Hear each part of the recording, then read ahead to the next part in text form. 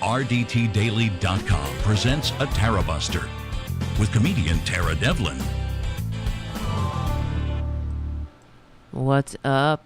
Hi, guys. I'm sitting down again. Does this sound weird? Does this audio sound weird to you guys? What the fuck? Once again, I sound like I'm in something, like underwater.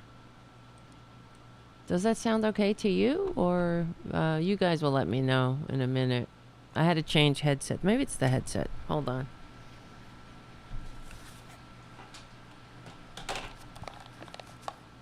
One, two, three. I mean, that sounds better, but I only have it in one ear. I guess I'll see how long I can endure it, and I'll get your feedback. How do you tell me, guys on the chat? I see you guys on the chat. Let me know if you can hear me. Okay, so I don't know if you can. I might change my headset again. This headset is broken, and it's only coming out of one ear. And that's kind of irritating, but it sounds, I don't know if it's the headset or if it's the mic.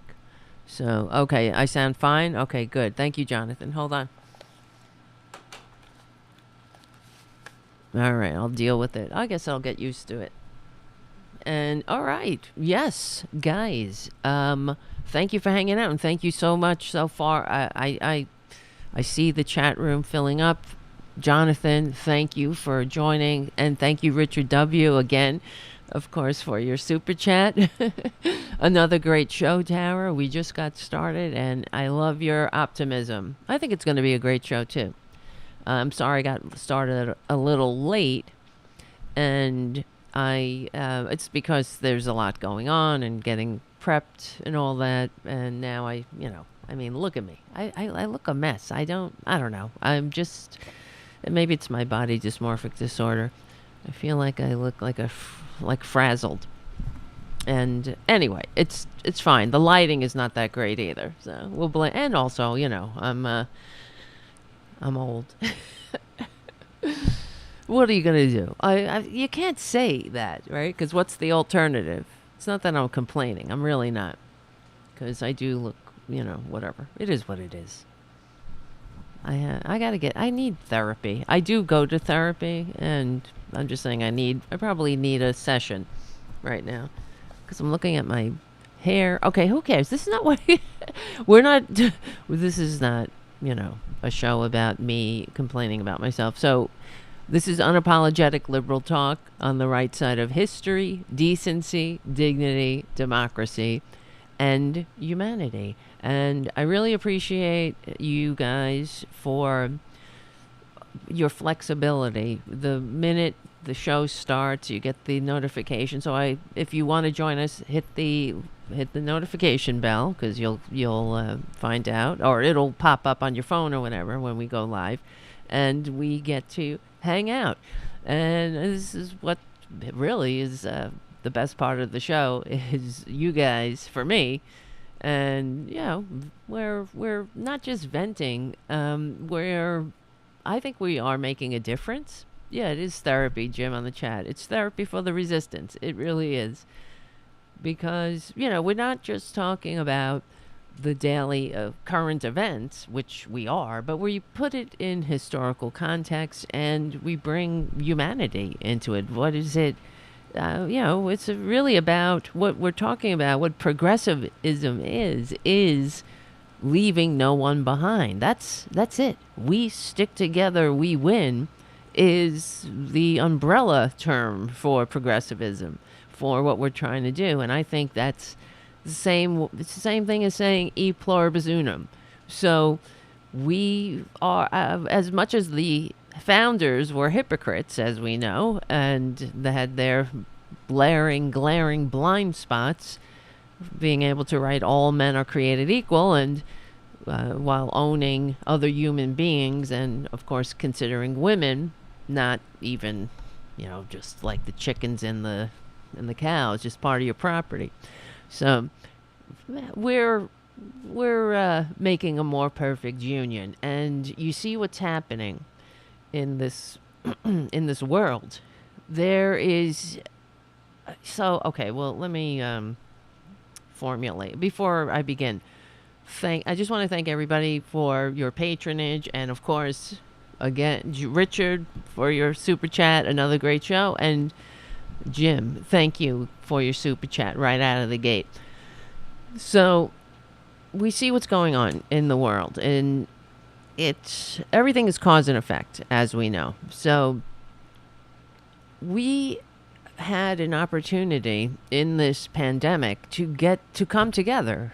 Every crisis is an opportunity to unite, and however the way we responded to it, and it's not we, it's them, it's the right wingers yet again taking. I mean, yeah, we talk about this on the show. Everything that the right wingers say throughout history, from just even in my lifetime, all their warnings, all their, stoking the fear of the people that they pretend to represent, it never comes to fruition. But we have to endure it. We have to endure their tantrums constantly, and they're being manipulated deliberately, just like billionaires. And now we have the billionaires, but the 1% throughout history have played this dirty trick. Everybody's talking about what's going on in Canada. This is yet another Astroturf billionaire funded Fauxrage of a bunch of idiots. They are in the minority, and they're just loud, so everybody has to pay attention to them. So what I hope we make a difference on this show. One of the things that I hope we do, and I think it does help, and I think it's getting out there, is changing the paradigm and about how Democrats message democracy. It's really it boils down to communication. Human beings are storytellers, and the fascists really have they have mastered it, because they have nothing else. They have nothing in reality, like these idiot truckers up there. I mean, the fact is, yeah, well, we know. Oh, now over 90% of the truckers in Canada are vaccinated. The truckers in Canada, if they don't want to have a vaccination, they need to get tested weekly. This is not tyranny. This is social responsibility. And the Republicans and the right-wingers of all over the world are emboldened, and they're being encouraged by right-wing fascists, billionaires who don't want to pay taxes. That's what it comes down to. They like a monarchist world, whatever. You know what I'm saying? They like the aristocracy. They want that. They don't want to be taxed, and they need this to turn the people against each other. Because the biggest fear is that we, the working class, the people who make the goddamn world go round, will get together and have a democracy. You see? Because I'm so tired of having to endure the lies and the fact that they never, ever have to atone for it. Where's the consequences for stoking fears about death panels? Right? I mean, let's take, what about the Medicare fears that Ronald Reagan sent that record out saying, oh, we will wake up in America one day and tell our people when we were free. You motherfucker assholes. And so fast forward, we're trying to not even give health care for everybody. We're trying to regulate the fucking blood-soaked, greed-centered insurance racket. That's all Obamacare is. And I'm really tired too. Just an aside, I have to tell you, people like, for example, my sister will say, "Oh, you get that Obamacare," and I have to repeatedly effing educate her because she lives in a bubble and never watches news or look at a goddamn newspaper. She just hears shit in an elevator and thinks, oh, I don't want to pay taxes either for these lazy bastards. You know what I mean? So that's what we're dealing with in general in this country. It's divide and conquer, and it's also willful ignorance, stupidity.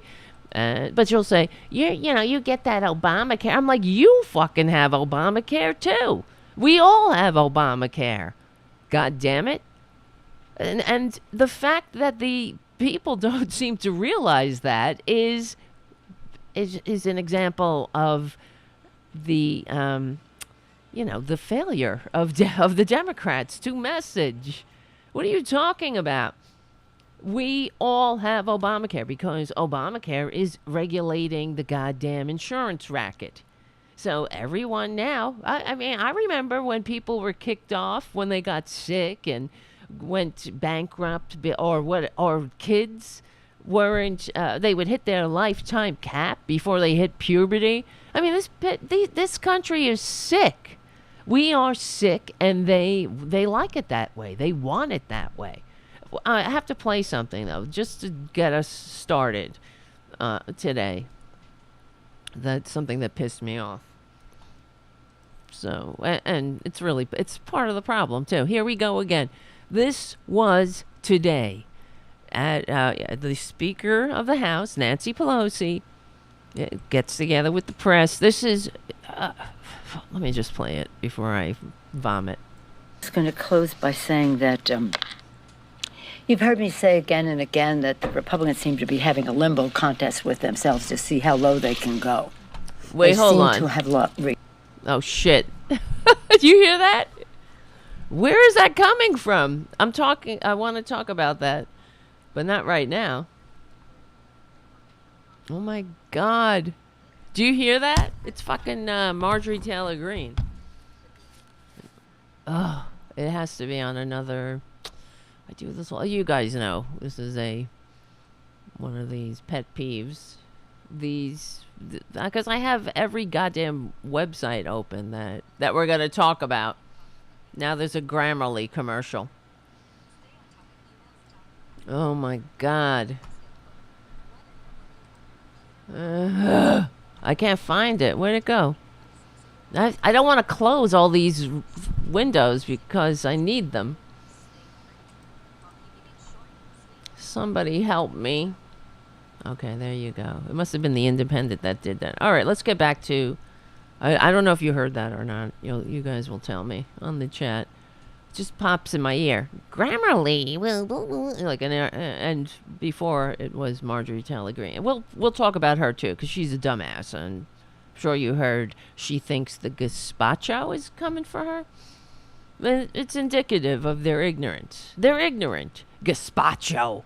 Who makes that mistake? You don't make that mistake by accident. I know I've mispronounced people's names and I have a hard time with words sometimes, but I know that the Gestapo is not the Gazpacho. It's a sign of her ignorance. Okay, we'll get to that soon, but first, listen to Nancy Pelosi. Rock bottom. With talk their about the statement Republicans. That what happened on January 6th was normal political discourse. Legitimate political discourse. I've also said that country needs a strong Republican Party. They've made great contributions to our country. I say this to Republicans all the time. You say Take it back your all party the time. From this cult. Take back your party. America needs a strong Republican Party. We do? And a strong Democratic Party. We need a strong Republican Party. Well, okay, I'll let her finish. But it has been hijacked, and it's disturbing to see that the Republican leader of the House literally refused to condemn that resolution of legitimate political discourse. He literally ran away from the press when he was asked about his position.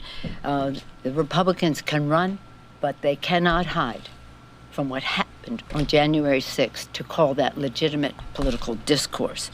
140 law enforcement officers were wounded. Some people died. It was an assault on our Capitol, our Congress, more importantly, assault on our democracy. They can run, but they can't hide. With that, I'm pleased to take any questions. The Republican Party, what country needs a strong Republican Party? They've made great contributions to our country. I say Name one. Oh, wait, now I don't have any fucking headset. Okay. Name one. Name one. I called Nancy Pelosi's office many times. I'm going to call it again. I say, please, give me an example of what the effing Republicans have done for this country. What are you talking about? You stupid, sucky, old. I mean, I'm now, okay, sorry. I'm trying to think of words to call her. Out of touch? It's not about being old, because Bernie is old and he is always on the right side of history. And I'm not that young either, so whatever. It's not about that, you know. And it's about being out of touch. She just did this again today. There are... the thing that is so outrageous is that the Republicans don't have a vested interest in rehabbing their party the way goddamn Nancy Pelosi does. Yes, the Republicans created the EPA on the chat. That's, yeah, exactly. But even still, Nixon was a crook who committed treason as well as Reagan to get elected. And we have it on tape when Johnson said, this is treason, tell him to stop going behind the back of the American president and negotiating with our enemies. And Everett Dirksen said, I know. This is treason. I know. Well, it's nothing. It's another day in the office for the Republicans. Anyway, okay, they created the EPA, or Nixon signed the bill that created the EPA. Wonderful. Very, very nice. What else have they done? We've had this conversation before. Now they're just trying to destroy the EPA and doing everything they can to destroy anything that they ever had bipartisan support. Look at what they're doing to voting. I'm so sick of it. Once again, the fascist, we'll talk about this too, the fascist Supreme Court okays racist-ass gerrymandering out of just making it so people who have darker pigment cannot vote. What is this shit? It's goddamn 2022. And they're dragging us back to times that we thought we left in history's trash pile. But the reason we need a liberal media, and this is the liberal media, guys, so I want to thank you for hanging out. I want to thank you for everything, your support, your patronage, your support on ROKFIN and other channels and what else? Good reviews, all of that helps keep us going and growing. But this is something that the billionaires, they've known for generations. That's why they took over the media. Unfortunately, we know how the goddamn Democrats enabled that. They set the groundwork for this kind of media, where now we have people who can't agree on reality. And that's the death knell of democracy right there. And we talk about it all the time. In order to have a functioning democracy, you need trust. You need an agreement, and trust is part of it. So when they started with the government is the problem thing, we should have shut that shit down. But the problem is the Democrats are part of the problem because they're swimming in the same corroded pool of money, and they're sucking on that corporate teat, and the corporations and their billionaire benefactors and masters have taken over the government. They've bought this government, and we have, in my opinion, the Democrats, there's less filthy fascist Democrats than the Republicans, of course, because the Republican Party is a fascist death cult, really, at this point. They lie to their constituents. They have a media apparatus that is funded by billionaires to keep the people dumb and loud. And now it really is like Malcolm Nance says, we're witnessing an insurgency, a right-wing insurgency that is not on the fringes anymore. It's being it's supported by it's supported by the mainstream Republican Party, and they're calling for violence. These people don't want to offend the fascists. They need their votes in the meantime, while they're getting rid of voting once and for all. This is like every other republic that's fallen. This is what happens, guys. We talk about it all the time. The last days of the Roman Republic.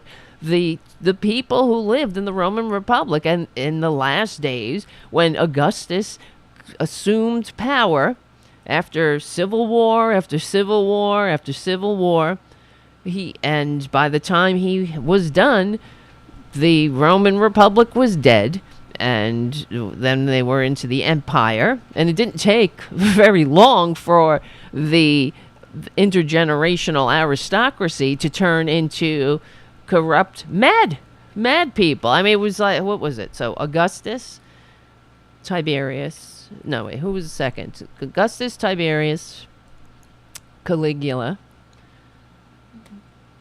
Who was the second one? What's that guy? Claudius, and then Nero. That was it. And Nero was forced to commit suicide. And of course, in the meantime, the people had to deal with madness. The madness of Caligula, the madness of Tiberius, the madness of corrupt. Absolute power corrupts. Absolute power corrupts. What is that? Why can't I talk? Power corrupts. Absolute power corrupts. Absolutely. Am I saying that right? Am I saying it Gestapo or Gazpacho? But it's so aggravating beyond belief. I wish it was merely aggravating, listening to Nancy Pelosi pine for these Republicans that never existed. Republicans who don't have an interest. They don't care. They're not looking to rehab themselves. They're looking to arm their constituents and turn them against people who actually want democracy. They have no boundaries. There's no low too low for them. I'm sure you heard of one of these cracker assholes. What did he do? He poked his finger into a representative's back? This fucking Republican. Yeah, I just saw this. Hold on. Can you believe that? Who is that? Who is this person to put his finger in someone's back? A sitting member of Congress, a woman. Who the fuck are you to touch her? He put his finger in her back and said, just get on the train.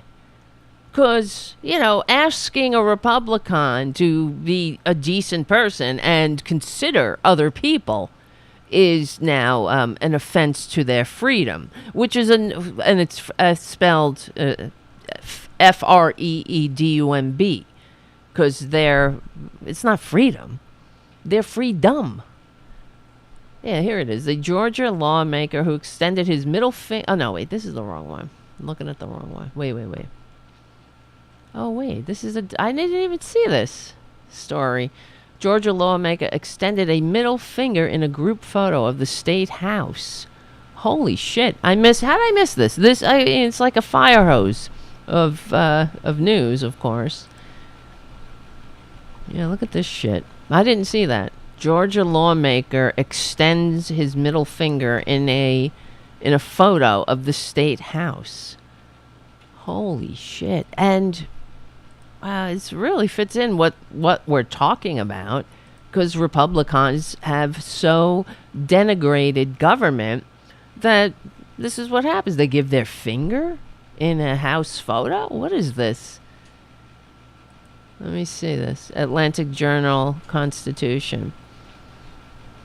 I was talking about something else. I looked it up, finger, and this is what came up. Let me see. Yes, the article is by Patricia Murphy in the Atlanta Journal-Constitution. It says, "No, that is not your imagination. State Representative Dominic LaRicca's middle finger is indeed shooting the bird in this year's Georgia class photo."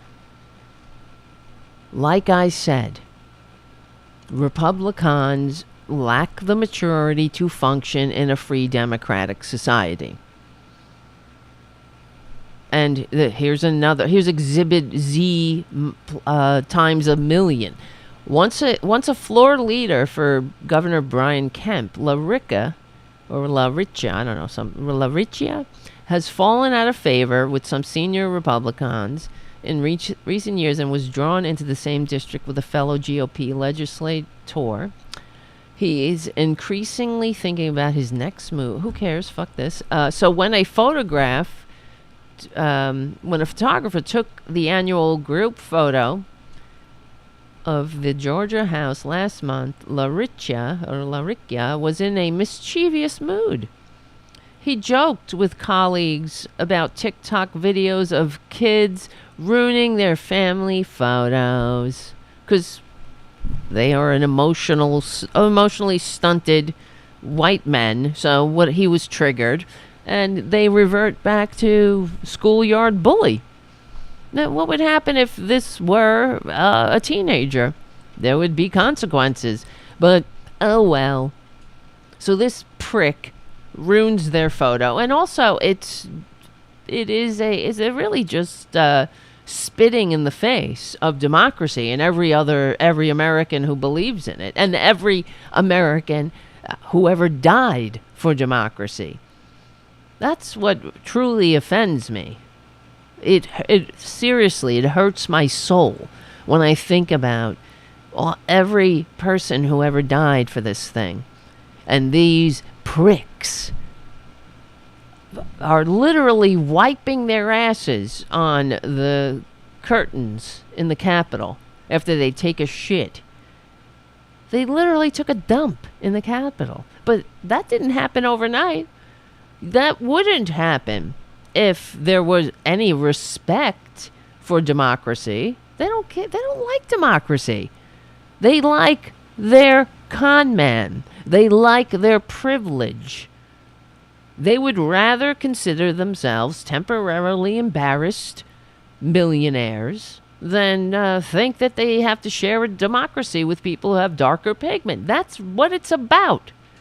They don't like the separation of church and state. They don't like educating young people to believe in democracy and educating them about the truth. These are the pillars of democracy. There's no getting around that. So shut the F up, Nancy Pelosi, with this mythical Republican Party that never existed. Well, it certainly hasn't existed since Eisenhower. That's the last legitimately elected Republican president. All of the rest of them were committed treason to get into office and dirty tricks, or were appointed by the Supreme Court. All along the line, the corporate media, deregulated by Bill Clinton, gives them cover by saying, what's his face? Moscow Mitch, he violated a norm. Or, what is this, violate a norm? Or the language matters. He didn't violate a norm. He wiped his fucking ass with the Constitution. And also spit in the face of the American people and everyone who ever died for democracy. He danced on their graves And then he took a victory lap. And Joe, that smirk, that filthy smirk on his face. And we now have an insurgency. It's not a take back your party, Nancy Pelosi, because Nancy Pelosi, what the fuck does she care? She's doing fine. She's in the 1%. She's on top of the heap. Oh, finally, she's on board with House members not trading stocks. Oh, gee. It took you long enough. Only a couple of weeks ago, she was saying, oh, this is a free market. No, honey, it's a free for freaking all. For you. The rest of us are out here fighting over the scraps and also having to endure the loud ignorance of morons screaming in our faces and poking us in the back. And talking about Gazpacho? What did she say? Gazpacho? I mean, it's so fucking dumb. What are you talking about? Take it back. Take it back where?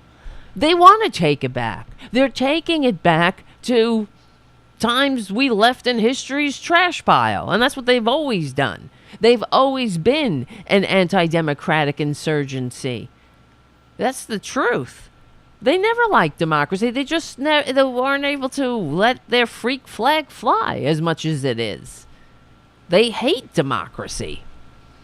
My God, it's the truth. Conservatism is fundamentally an anti-democratic ideology. It is, and the people who adhere to it or are attracted to it, I can get to the bottom of it. Give me 10 minutes with them. And if they were honest, and I know that's difficult for them, then we would find out that there's something wrong. Okay, they're racist, or they're misinformed. What do you think?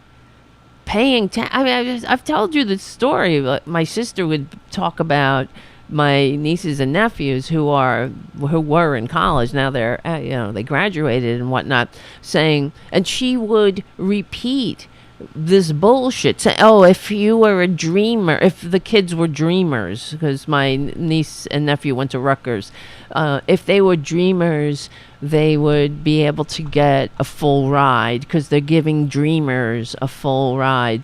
And so my sister, I mean, was repeating, and I was like, look, I don't know the story, what you're talking about, but you're really just, if that's true, which I highly doubt, you're putting your anger where it doesn't belong. It's not about kicking down on somebody lower on the ladder. Why is that? Why is it that my nieces and nephews come out of college with giant bills they have to pay for the rest of their fucking lives? Why? It's not because of dreamers.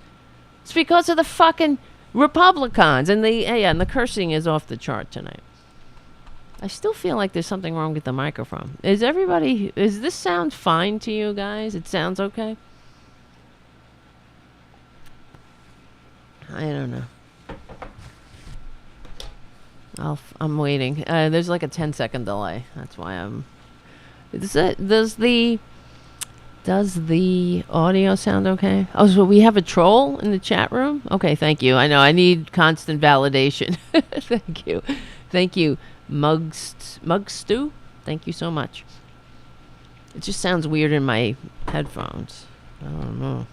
Okay, it sounds fine. I will take your word for it. I'm just looking around, making sure things are in the right place. Poppy Champlin's supposed to be calling in. I'm not sure when. Just to say hello. You know her. Comedian. Wonderful person. And thank you, Errol, again, for your validation. Sounds great. And thank you, Winston. All right, cool. And thank you, Mark C., who is going to be on the show on Friday. I want to let you guys know that we're meeting back here on Friday at around same time, 8 in the 8 o'clock vicinity. And Mark is going to help us emotionally, spiritually, physically, sexually, and morally get through the last days of the American Republic. Yes, Jonathan on the chat. Bill Clinton destroyed the Democratic Party. Yeah, he did. It's it's the truth. And when I was watching, well, it's because they did the whole he did the triangulation shit, and they jettisoned the New Deal. We would be a much different country if the Democratic Party weren't such weak ass capitulators. Mark, what do you mean? Mark says, I am? Yeah, you're coming on the show on Friday. Am I wrong? aradicalU.com. We're gonna talk about it? Or maybe I'm jumping into a conversation that is about something else. If you're on any other platform, come over to youtube.com/C for channel/Tarabuster and join the conversation. We have a really great chat room, and it's great. It's always great, and I hate for you to miss out if you're on Facebook or others. What else? Where else am I? Twitch. ROKFIN. You could stay on ROKFIN if you want. All right. What was I saying? Yeah. Bill Clinton destroyed the Democratic Party. He started because there was really no opposition to the Reagan so-called revolution. And the Reagan revolution was no, I know. Well, Mark C says about helping people sexually. I was just kidding around. That was a joke. You're going to help people, emotionally and spiritually and all that, where we need, this is the whole person, where we got to get through this time. And a lot of times we do talk about spiritual and philosophy, spiritualism. Okay. And yes, sorry, if you're on listening just merely on audio, you must be like, shut up. Okay, let me see. Yes, here's my take on the whole Reagan counter-revolution, because it wasn't a revolution, it was a counter-revolution.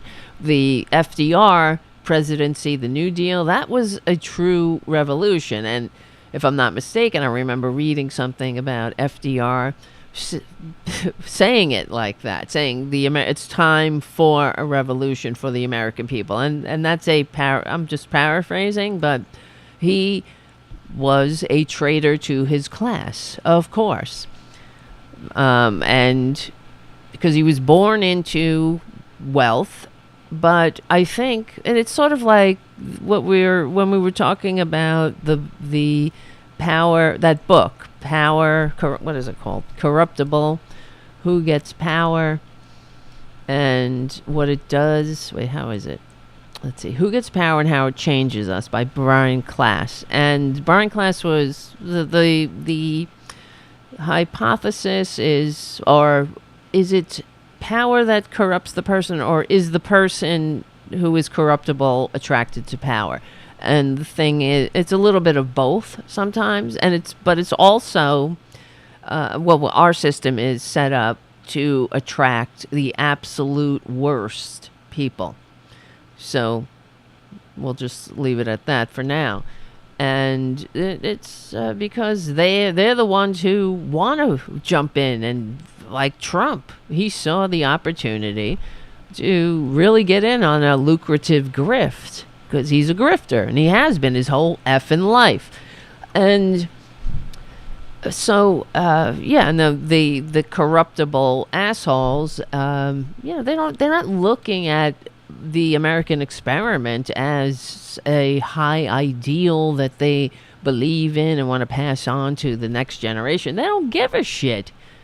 They want to wrap themselves in the flag, of course, and pretend to be super patriots, like Henry Wallace said, but they're fascists. They're autocrats. They want the concentrated wealth. So, okay, as far as Bill Clinton, here's my opinion. on the whole. This is why we're here, too. I mean, the whole thing really can be traced down to racism. And the fact is, the New Deal had racist aspects where people who had darker pigment could not avail themselves of parts of the New Deal that helped build the middle class and build intergenerational wealth into the white working class. So, but, okay, now, my father, for example, was a garbage man. He worked the New York City sanitation. He also worked for the post office. I mean, he worked, working middle class, blue collar jobs. And he was able, and my mother worked as well, at the post office. So we were, solidly working class, but able to live in a nice house on Staten Island, have a car, get another car for my mother, change, buy a car every couple of years, go on vacation, live a decent middle class life. And my father was able, he had disposable income. He can go, and he liked to take drives to Atlantic City and play blackjack. And on those drives, he listened to Rush Limbaugh. And that really, I believe, poisoned his brain, as it is meant to do, and turned him and others like him against people lower on the ladder. And that was the purpose of Rush Limbaugh.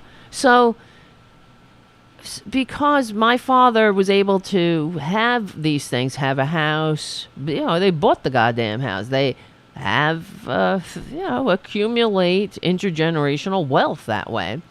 And he was under the impression that this applied across the board. So, and a lot of these white working class people, this was the myth that, of course, Rush Limbaugh was perpetrating and pouring into their heads, that it's really there's welfare is for lazy people. If a social safety net is being taken advantage of, and everyone can have a decent life if they just work for it. Why don't they get up and work, right? And some people, quote unquote, were getting handouts and things handed to them, and it would come out in these insidious ways. And as I grew older, I knew my father was full of shit. And as I got older and learned about the world, my father and I used to have arguments about this. And I would say to him, "You're a dupe. Well, what are you doing? You're kicking down on people lower on the ladder because you were able to have a middle class life, that everyone was availed to the same opportunities. That's just not true, especially in this country." And they used it. They used that divisive rhetoric to divide and conquer people who have more in common than my father ever had with fucking Rush Limbaugh or his ilk. That's the insidious aspect. And it was really built into the New Deal. In order to get the New Deal passed, these racist aspects, the racist policies and, the restrictions had to be built in, because they needed buy-in from the racists. And this is our problem. The United States has always had to compromise with evil, compromise with the racists, and in those compromises, you are building in a civil war. You're building in the divisiveness. You're building in a Trump. So this myth that and that's what turned the working class against each other and brought on the Reagan Revolution. Now, I know that Rush Limbaugh was not on during Reagan, but this was the groundwork was being laid And because of the white working class was successful thanks to the New Deal, because we didn't have a middle class because billionaires felt like trickling or they were feeling benevolent one day. It was built by government policy, and Reagan, and FDR said it himself. Don't let them tell you any differently. We're on our way back because we planned it that way. But we know that the Republicans would be like, oh, this is just a turn. This is the way it is. The market up and down. Now it's up. No. We had, and they also talk about after the war, of course, the American middle class was going to be exploding thanks to the fact that Europe was in shambles. I've discussed before, our exports from that time were only 5% of our economy. So, the economy was doing fine at home. We were building things. People were at work. We were exporting somewhat. So that's a canard too. The middle class was built through government policy. That's it. And government policy destroyed it. It's not, you think that all of the wealth is funneled at the top suddenly for 40 years. So 40 years ago, the lowest paid worker and the highest paid worker, the gap was 50% or 50 times. Now it's over 400 times. Do you think that's because they're working 450 times more and they deserve this? No, it's because of policy. And all along, as the conservatives consider a economically vibrant working class a detriment to what they want to do, which is steal, and they don't give a shit. We're all just a bunch of hosts from which to suck profit for these parasites. They're not operating out of a love of country.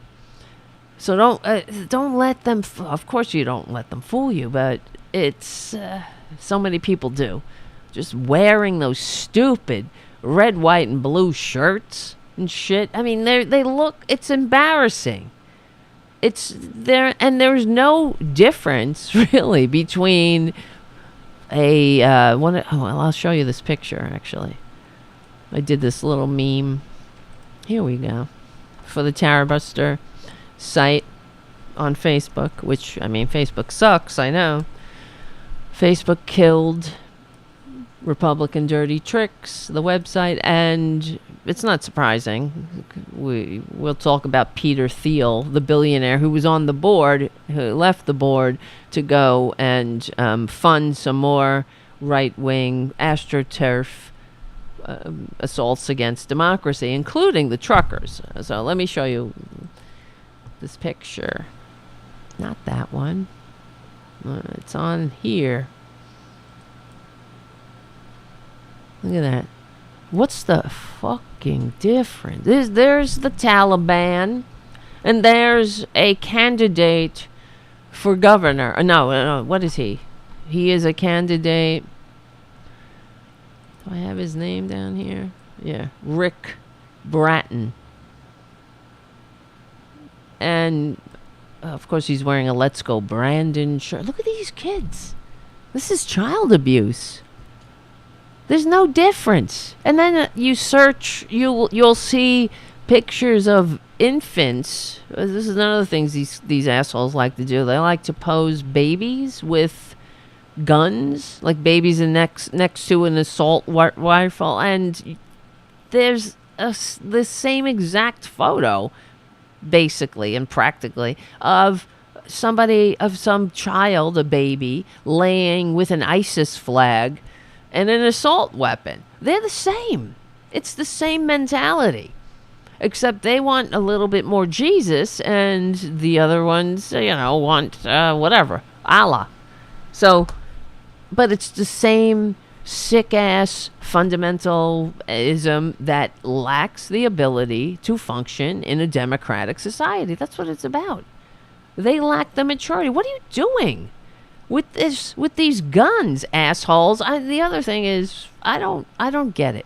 What part of well-regulated don't you understand? Well-regulated militia. Well, it says it right there. These assholes are not a well-regulated militia. They're just a bunch of douchebags. And this is the insurgency. What are you doing? Where do you think you live that you need assault weapons like that? You need 1, 2, 3, 4, 5, 6 effing assault weapons. Rapid fire. You're not going to go, what are you going to kill a herd of deer? No. They want to kill people. That's what those guns are made for, not for hunting or sport. They're to kill their fellow Americans. The problem with the Democratic Party is they don't have a spine.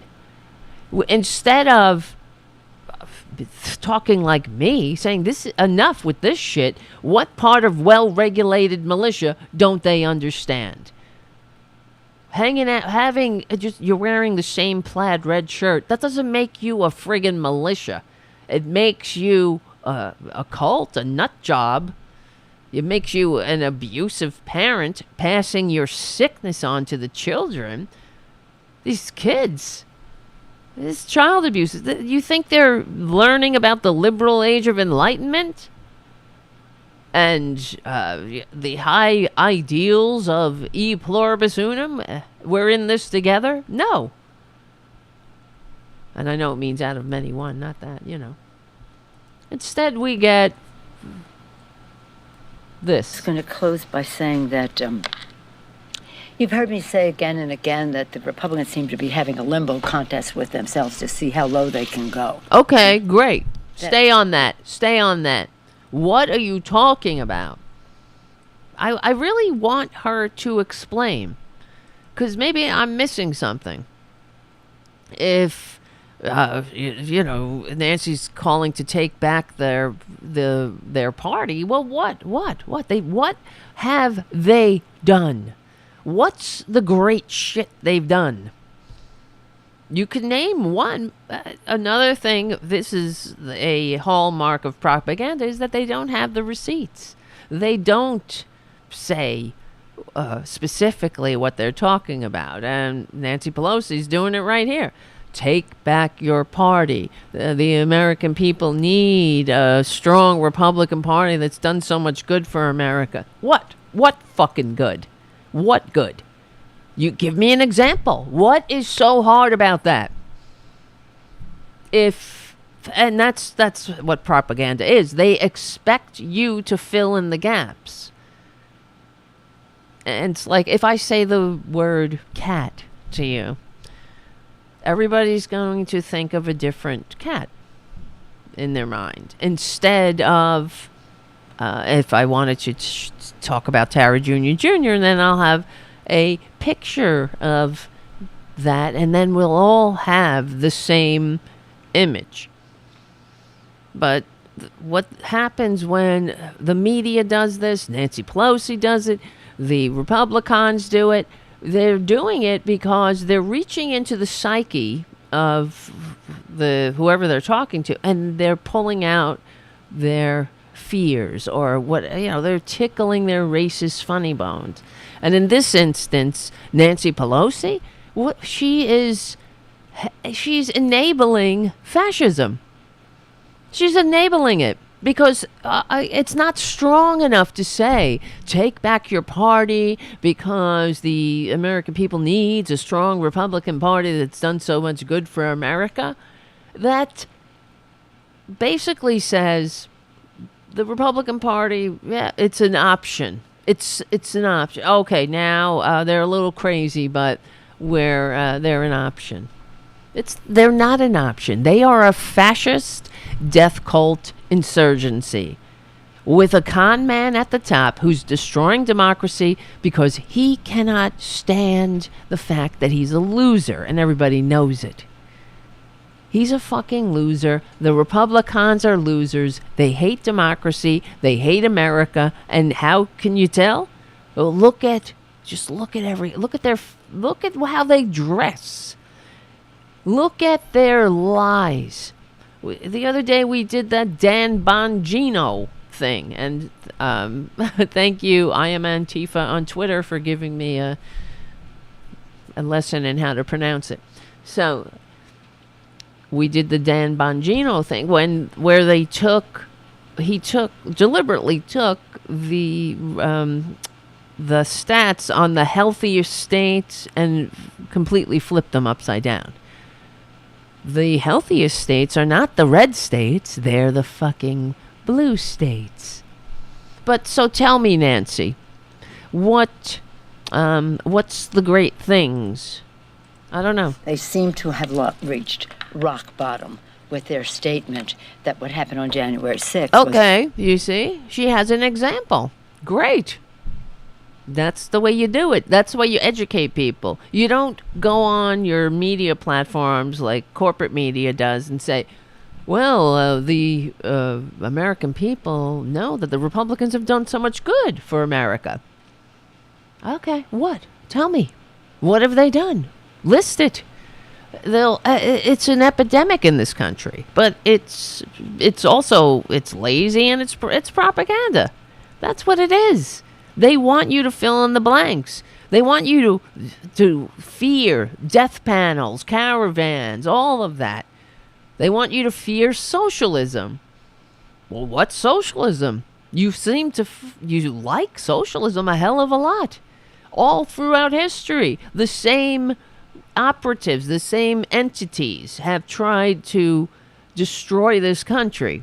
They've tried to destroy our attempt to get Medicare, right? They try, and now when Medicare was signed, okay, on to the next thing.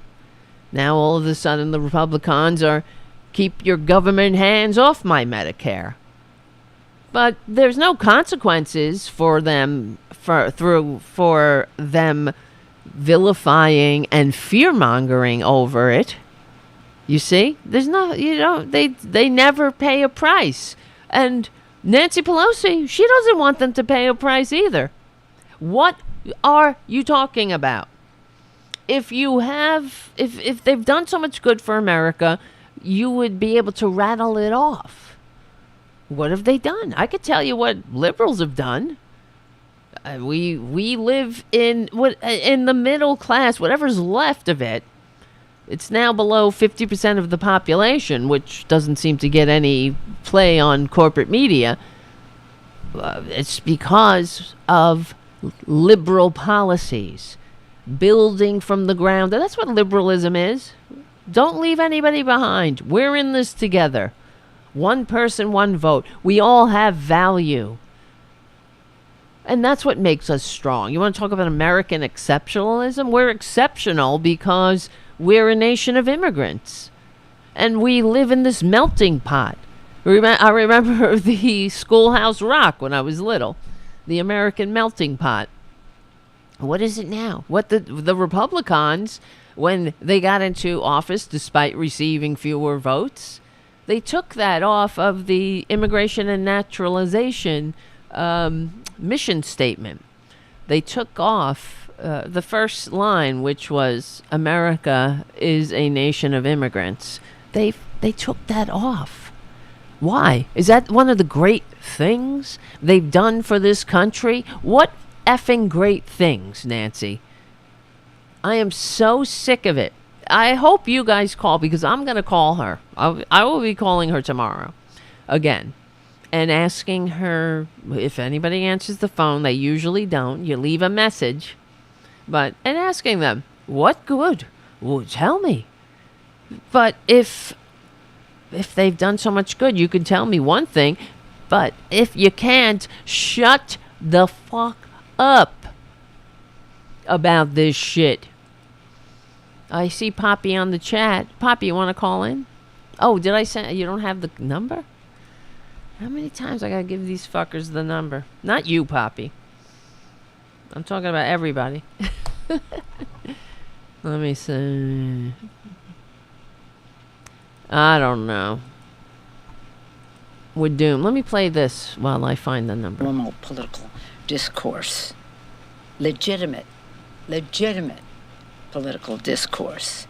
I've also said that Republican Party, country needs a strong Republican you've said Party. it. You've said it. We do? Great contributions to our country. I said, what? Fuck it. I'm sorry, guys. I know. It just drives me insane every time I hear it. It's not the first time. I have a whole bunch of other clips of her saying it. They've done so much good. It's baffling to me. I want an aneurysm when I'm listening to this. Because I can't handle it. I can't take it anymore. Give me an aneurysm.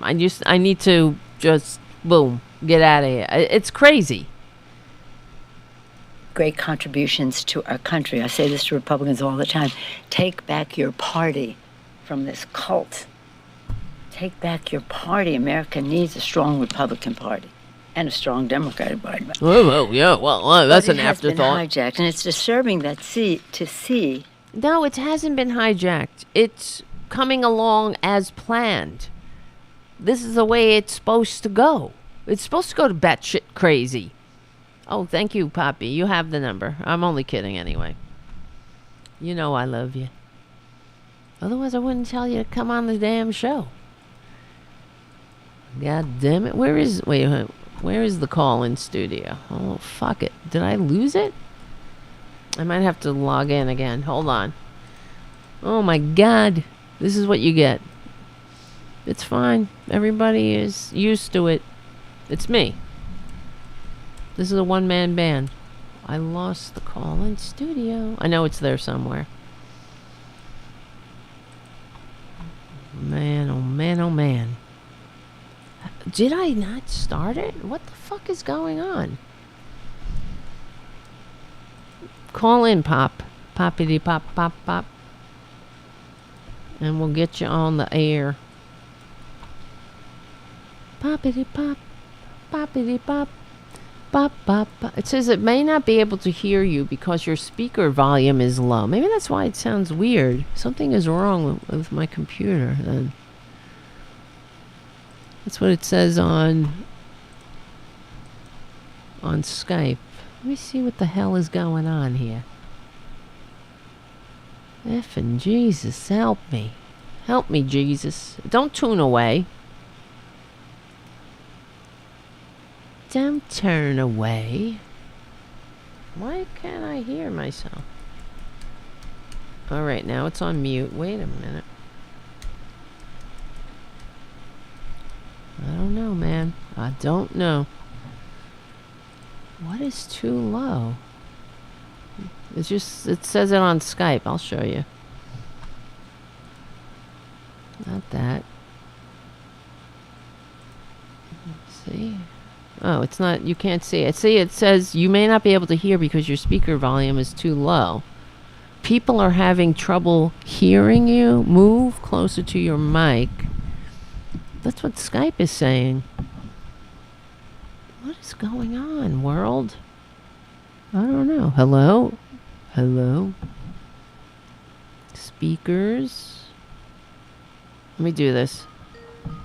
That's working. Microphone is mic. Alright. I don't know. I just don't know. I hope I have it together when Mark calls in on Friday. Maybe that's why it sounds weird. But you can hear it, so that's all that matters, really. I don't know. Okay, here we go. Poppy. Pop? Hey. Oh, good. I can hear you. Okay, great. I don't know. I'm having like weird audio issues. It sounds very weird to me in my ears, in the headset. And then I showed you the Skype is saying that something is low and people can't hear me. And I don't know. Let's see if the people can hear you. You could hear. You heard it fine. Okay, that's all that matters. Guys, let me know if you can hear Poppy loud and clear as well. All right? Okay, thank you. So, I was searching for my earbuds, but I can't put these in this phone because it's a round hole, and I need another size. You need a different hole? I know. I need a different hole. That's what she said. That's been my problem my whole life. Right. I need a different hole. You get a lot of holes, Poppy. I mean, I have to tell you. You got a lot. You got a lot of them. What? I'm a regular golfer. It's getting a little racy around here. That was racy. I know, right? I know. So racy quickly. It Why did. Not? That's where we I know. Anyway. You gotta just laugh sometimes and get racy. So you were doing a class, That's right. Poppy? What was going on? Yeah, I have a comedy class. That's great. Where is it? Do you do it in person or what? How do you do it? Yeah, they've been doing it in person, and the show is this Friday, and I have 5 students. Wow. I had 6, but 1 dropped out. Oh, what happened? What happened to him? Did he not realize he can't do it, or something? Yeah, I think he realized he didn't want to do it. Oh, Like he signed up, but his ex-wife signed him up and paid for it. oh, like a gift? Yeah, so that was already weird. And Yeah. then, right, and then he did it one night, on the stage as we were getting closer to, the second night he got up there and, I know what it is. I asked people to tell me who their favorite comic is and then go and study that comic Right. and bring in a minute of their material and do Oh, it. that's great. Just so they can get the feel of Right. what it feels like to actually be funny. Right. Are they funny, the guys, the people? I mean, I guess different To levels. take the class? Yeah. What do you think? It's They're good? Totally different. So Yeah. many different levels. Right. It's Wait. Uh-oh, hold on. Haiku is saying Poppy's Uh-oh. audio is sounding super quiet, but also like it's clipping. So maybe something with Skype. Oh, fuck my life. There must be some, you may not be able to hear because your volume is too low. Something is wrong with the Skype settings, I bet. Let me see. Beam bum. I don't know what to do. Microphone. Jim wants to know how many nutcrackers I sold. Super low though. This is a problem. I gotta fix this. This sucks. Why does everything suck? And I don't know what to do about it. That's the thing. Everything sucks and I don't know what to do. Errol says that they can hear me very well. Oh, okay. Well, I'm getting mixed messages then. So, You all are. right. You're getting mixed messages. Yeah. Poppy's audio is, this is what Haiku says. Poppy's audio is super low, but it's also clipping. And then I can hear Poppy very well. All right. Well, we'll just keep going for now. I have to figure out, I guess I'll look it up, why Skype is telling me this. My speaker volume. Let me see. Skype says speaker. Maybe I could fix it right now. Speaker volume is low. Hopefully people won't tune out while I'm doing this. Speaker volume is too low. Too low. How to fix it? So where are you doing your show? You have a The show will be. The show is going to be at the Pump House Music Works right here in Peacedale, Rhode Island, and it sold out last week. Oh wow! So you're doing Yeah. your opening and all that and closing. Yeah, correct. Closing, I'm not so sure. But I definitely am opening with 20, and then I go in between. Maybe it isn't a full 20, but then I go in between each one, just in case we're down in a hole by the time one is done. But I think they're going to do okay. Plus, they're bringing a lot of people. One girl is bringing nearly 30 people. Oh my God, that's great! Yeah, so it's basically her show. Wow! So all her friends are going to see her. Come see her do her thing. That's great. Right. And she go. How do you think? What do you think? What's your feedback Well, on? I I think what she's doing is good, and I've tried to, like, she doesn't land hard jokes. I like hard jokes to land hard, you know, like, I like the setup, the premise, the setup, and the punch, you know. I like it to go like that. And, you know, hers is more storytelling. So, that's different, yeah. You know, so I've tried to get her to throw in some hard jokes in there, and she did, and she has. So I plus if it's packed with her crowd, it's kill, because that'd be great. They all know her, and they all know what she's talking about and who she's talking about. Right. Well, that storytelling is like is so different from stand-up. People they don't really realize that you could be funny in your family and telling stories, but the stand-up is a whole different thing. There's an art. Right. Yeah, it's a definite art form. So. Yeah, like you definitely want to land jokes. You know, right. You want them to land. Right. You want Exactly. to set them up and you want to land them. Yeah, and it's funny. Yeah. I'm sorry. I'm sorry. What were you saying?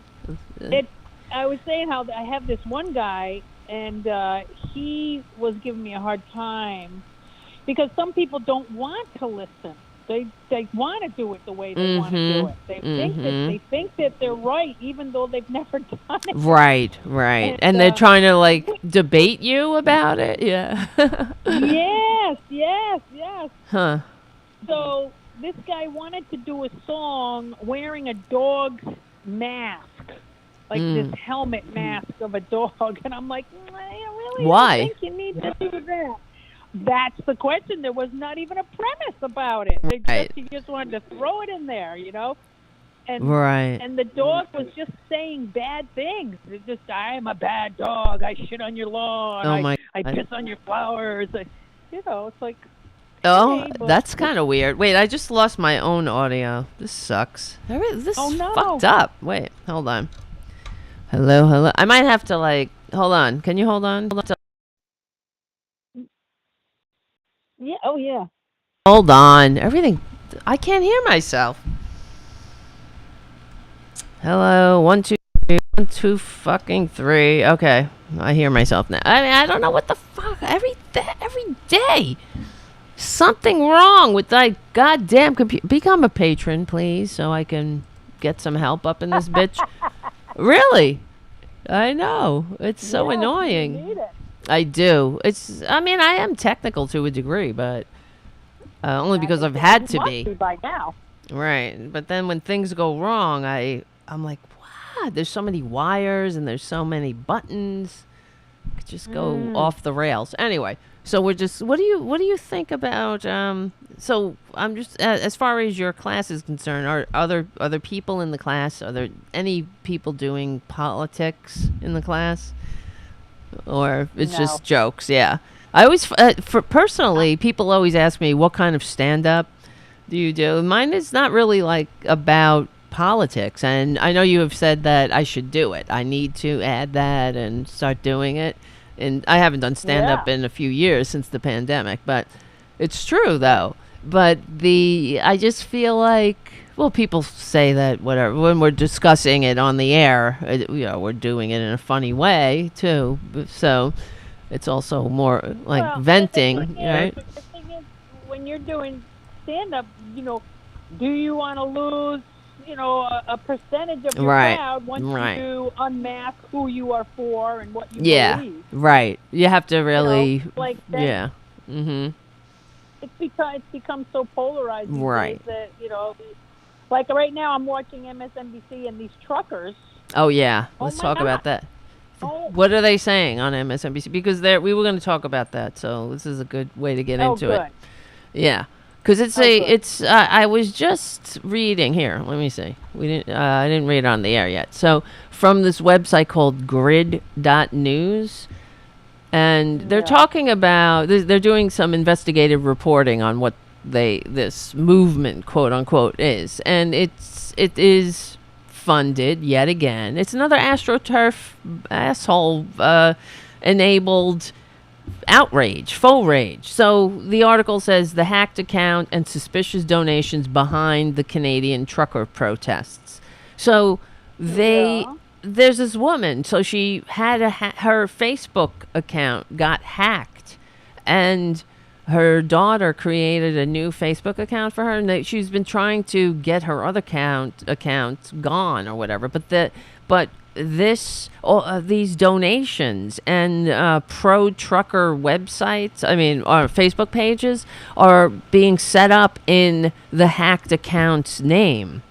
Do you know what I mean? So it's as if it's coming from an American or a real person, but this person is not in control of the account. It's wow. it's a nefarious, some fucker hacked the account, and now they're pretending it's real. It's an AstroTurf thing. It might even be from goddamn Russia for all we know, because they do that. Right. They create fake Facebook pages, and when that guy Peter Thiel, the billionaire, he's a fucking fascist, and he was on the board of Facebook, and when I think about what Facebook is a right-wing thing. They're right-wingers.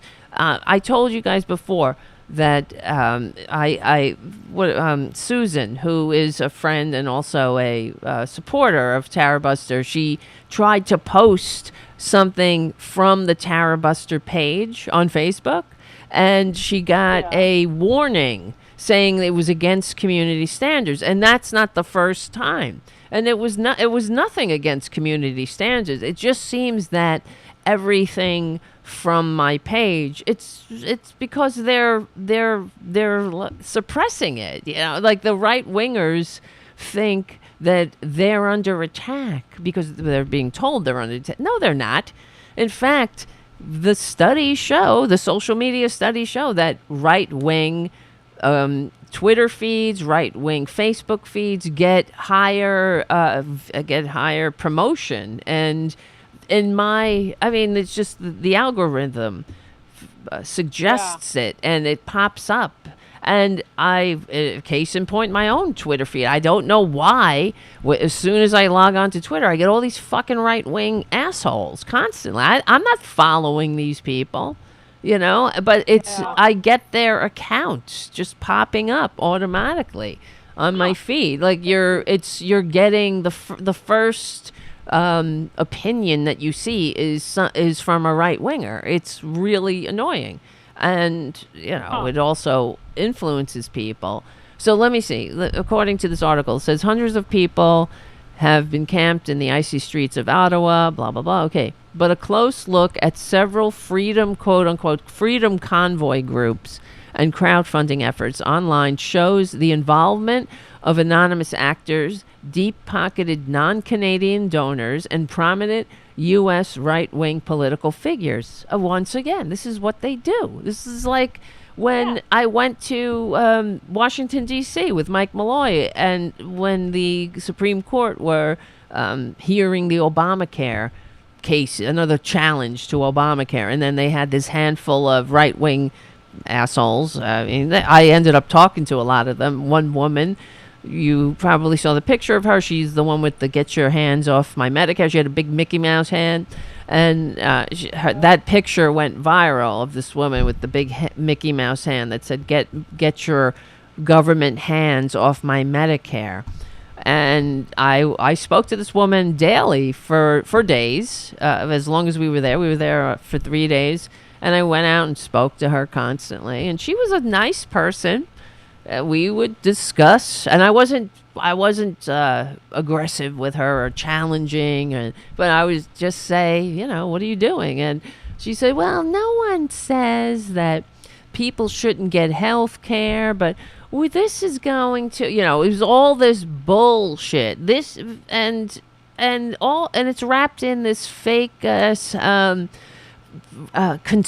like they're as if their way would be beneficial to everybody, and what we're trying to do, like as far as Obamacare, like regulating the insurance industry, was an assault somehow, because the insurance industry, we know how wonderful they are.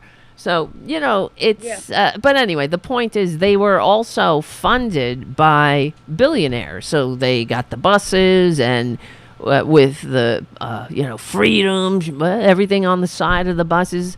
that doesn't come cheap. And they were funded to go there by billionaires, and it's happening again. Now they're funding this Canadian protest, Yeah, but- which, yeah, go ahead. But how are these truckers? Aren't they fucking? I mean, are they? Those aren't their trucks. They don't own those. I know. Trucks. I don't The know. business, Yeah. yeah. How are they? Even Well, able I to think not burn- I think, as far as I know, a lot of truckers, and this is another thing, the truckers in the United States, they have been fucked over royally by Trump. In the GOP tax scam, they basically robbed working people and funneled it once again to the top through the tax code. The truckers used to be able to write off mileage. That's gone. Things like that. That really, hurts people. Wow. And a lot of. Can't write off mileage. That's insane. Right. That's because of Trump. He did that. It's just like they did Wow. with teachers. Teachers used to be able to write off their if they bought supplies for the class. They used to be able to write it off. Right. Can't do that anymore. The fact that that they had to write off, that they had to buy supplies anyway, is offensive. Right. And Yeah. they do it in a sneaky way. Why doesn't see, here's another thing why this show and others like it are so important. Like, why can't I talk, first of all? But why can't yes, I can't talk, but I'm doing a talk show. Okay. But yeah, it's okay. They understand. The Tarabuster crew understands. They're getting us through. But why don't the Democrats harp on that, bang that friggin' drum constantly? How they say they will talk about the tax scam. They'll say GOP or whatever, roll back the GOP tax scam. They don't say what's in it. Well, tell people it's offensive. They assaulted the working class in that scam to funnel money to the top 1%. That's why Trump can go to one of his Nuremberg rallies and say, "Oh yeah, we lowered your taxes." They didn't lower shit for those people that are cheering them. And any benefit that the working people got from the tax scam it expires in 10 years. So it's rolling, you know what I mean? So everything for the rich is permanent, and everything for working people is if they throw them a bone, but take it back when they're not looking. It's such a scam. And I don't understand the Democrats. Okay, go ahead. Sorry. Do you think that because of this convoy, this demonstration, I mean, these Trump freaks in our country, Mm-hmm. they're gonna. Oh yeah, this is going to happen. Yep, it's going to happen here. So that's gonna happen in our town now. Yes. And so Rhode Island, Massachusetts, and New York, I guess they just took off the mask mandate tomorrow. Yes. Oh, I know. Friday. Whatever. Yeah. I mean, it's Do also. you think that had an effect? Probably. I mean, I think that it's the whole thing with the mask man. They're saying it's whatever. You don't have to wear a mask if you don't want to, and it's up to the private businesses if they require it. There's still, we're still in danger. There's over 900,000 people who have already died. Over how many people died yet? I think over 2,000 people died yesterday. I mean, it's still out there, and I think it's kind of babyish for everybody to be like, okay, we're done, because we just don't want to deal with it anymore. That's what it feels like to me. And, and I do think what you're saying is right. These Democratic governors they're just like, fuck it. I'm not dealing with this shit. Let them fucking go out and die. Do what you want. Whatever. I think that's really I think that's kind of the overarching feeling. Like, Exactly. I'm not, And God help us all if the Super Bowl gets Of course. convoy. Oh, yes, up the exactly. So, like... convoy up, yeah. Why can't the police do anything about it, though? I don't know. It's irritating. All they do, what are they doing? They're just blocking traffic and honking their horns. Assholes. Yeah, and now they're on the bridge. They're on Right. the bridge now, so that they're blocking the border from U.S. to Canada. Right. And it's all, I mean, the billionaires are sitting in their ivory tower laughing their asses off because they're funding these assholes. So, like, in this article... Why? Because they want a fascist society. Not all billionaires, of course, but not that I know them personally. There shouldn't even be one fucking billionaire. But somebody like Peter Thiel and the Koch brothers and the Mercer family and all, they fund this shit. That's what they do. Why? Because they don't like democracy. They don't want a democratic society. They don't want an uppity working class. They want a country where the rich run and own everything and everybody else just complies and does their thing and doesn't... What does that have to do? What does this have to do with that? Because it creates chaos and it also separates people. There's no unity here. So you have... Even though 90% of the truckers in Canada are vaccinated, you have this loud minority of assholes that are, this is what they do. This is what Republicans do. They are the minority in general, but they're fucking loud, and everybody has to, like, wipe their bottoms because they're little babies who just pooped in their diapers. That's what it's like. It's like watching a bunch of assholes. Right. It's like watching...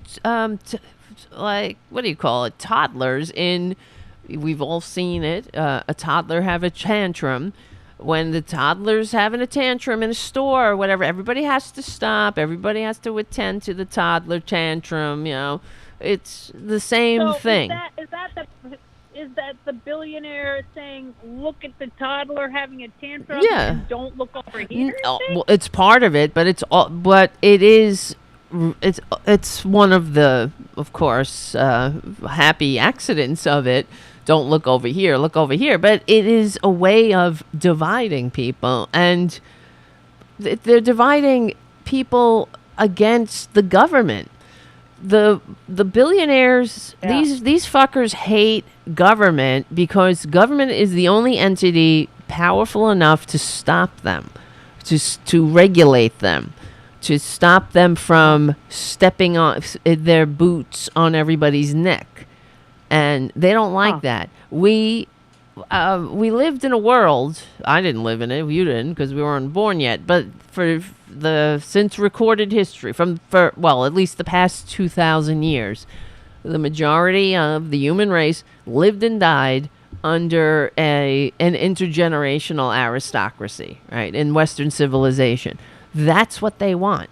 This little blip of time that we're living in, there were the ascendancy of democracies all over, because that came from the liberal age of enlightenment, where it took hundreds of years. People started to say, hey, we don't need a king, and we don't need these aristocracy assholes. We don't, this is not, we don't need a government like this. This is oppressive.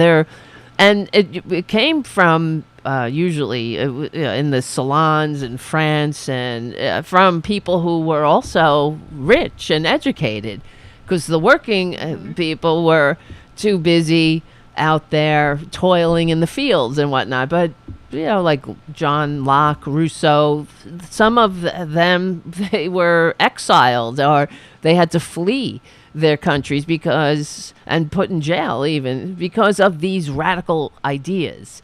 But you can't stop an idea when its time has come, of course, and it kind of spread. But it started slowly and small, and it spread. And that notion was what inspired the American Revolution. It began in the tea shops with the colonists sharing their pamphlets like Common Sense. That was sort of like the 1700 version of, I guess, someone's blog, really, right? So they would pass these pamphlets around, and the Common Sense is the famous one, but there were others, and people would discuss, like, what do we need this shit for? But it was also because they were being it was no taxation without representation, but that was really because the British at the time really looked down on the colonists as well. So they, there's a whole other, story about that. But it was, again, because of the revolution came really from the middle class, and that's always what happens. Revolutions usually they come from the middle class because the poor are too busy trying to get through the day. They're not going to rebel. Right. Yeah, and the American Revolution was no different. It came from the middle class, but there's a whole other level to it, considering the racism and whatnot. But anyway, the whole the problem now is that all over the world, autocracies are once again on the ascendancy. And there were the last century, usually the Western civilizations wouldn't, democracy was considered sort of the natural state of things, and it was the best and that's why United States would say we're making the world safe for democracy, or blah blah blah. Of course, we were full of shit, of course, but whatever. And now all over the world you have these autocrats. They're not even hiding their disdain for democracy. Putin's doing it. And these fascist billionaires, I mean, maybe they don't call themselves fascists, but that's what fascism is. It's the merger of corporate and state. And like in Italy, there was the fascist, the parliament literally had representation from corporations they would, because it's the business class merging with the government, and that's it. It's and that's get a fascist society. Well, what is Putin trying to do? What do you think he's going on over there in Ukraine? Why I mean, he's just, I think, he's obviously an autocrat, but he hates democracy. He doesn't want Ukraine to join NATO, and Ukraine wants to join. And what's that? Because they want to join? The government is pro-Western, not leaning towards Russia, but it's, and of course we have these right-wingers, Tucker Carlson, who's on the side of Russia. I mean, it's the treason, the hate. Yes, they're playing Tucker Carlson clips in Russia, saying how great he is. Look, he's on our side, and you haven't seen that. Wait, hold on. God. Yeah, Tucker Carlson's they're calling him Tuckyo Rose because he's a fucking traitor. He's an outright. It's yeah. And he's the one that went to Turkey and did a show from was it Turkey? Yeah. Wait, hold on. Turkey, Tucker. And he's Tucker. really building up some huge forces over there. Yeah. Well, I mean, what's his face? Putin, and Russia is an oligarchy. That's what they want to do. It is basically dragging us back to the system that the founders rebelled against, where the rich own everything and you have everybody else in their place, and the rich run everything. They have their little fiefdoms and kingdoms, and maybe they'll trickle on us every now and then if we beg nicely.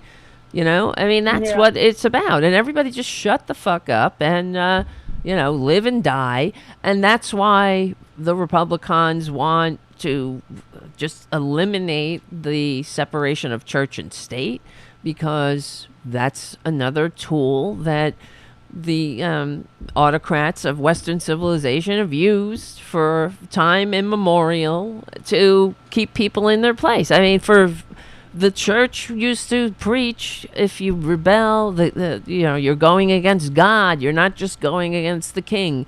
You're going against God, because the king was put in his place by God, and you're in your place because that's the way it's supposed to be. And if you're not rich, you're not, blessed. That's how you know that you're betters, because they're rich. I mean, that's the world that the founders knew. And that's why they put the separation of church and state in there, because they knew firsthand the damage and the danger of, and really how it doesn't, you can't have a democratic anything, a democratic republic with the church with the church involved in government. But you see Republicans everywhere we look. They are whittling away at the pillars of democracy, and they're doing it under the guise of patriotism, which shows you how sick they are. They don't know what the fuck they're talking about. They don't know anything about history, much less democracy, much less reality. Half of them, it's all us against them. They've turned their dumbasses against the very entities that can actually help them create a democracy. You know what I mean? I mean, but that's by design. Isn't that what Trump was? Wasn't he trying to get to be an oligarch? Yeah, just like Putin. Of course. And so it would be Putin, Trump, and the Chinese guy. Jing.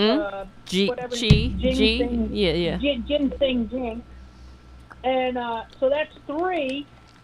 And how many more do they? I don't know. Erdogan,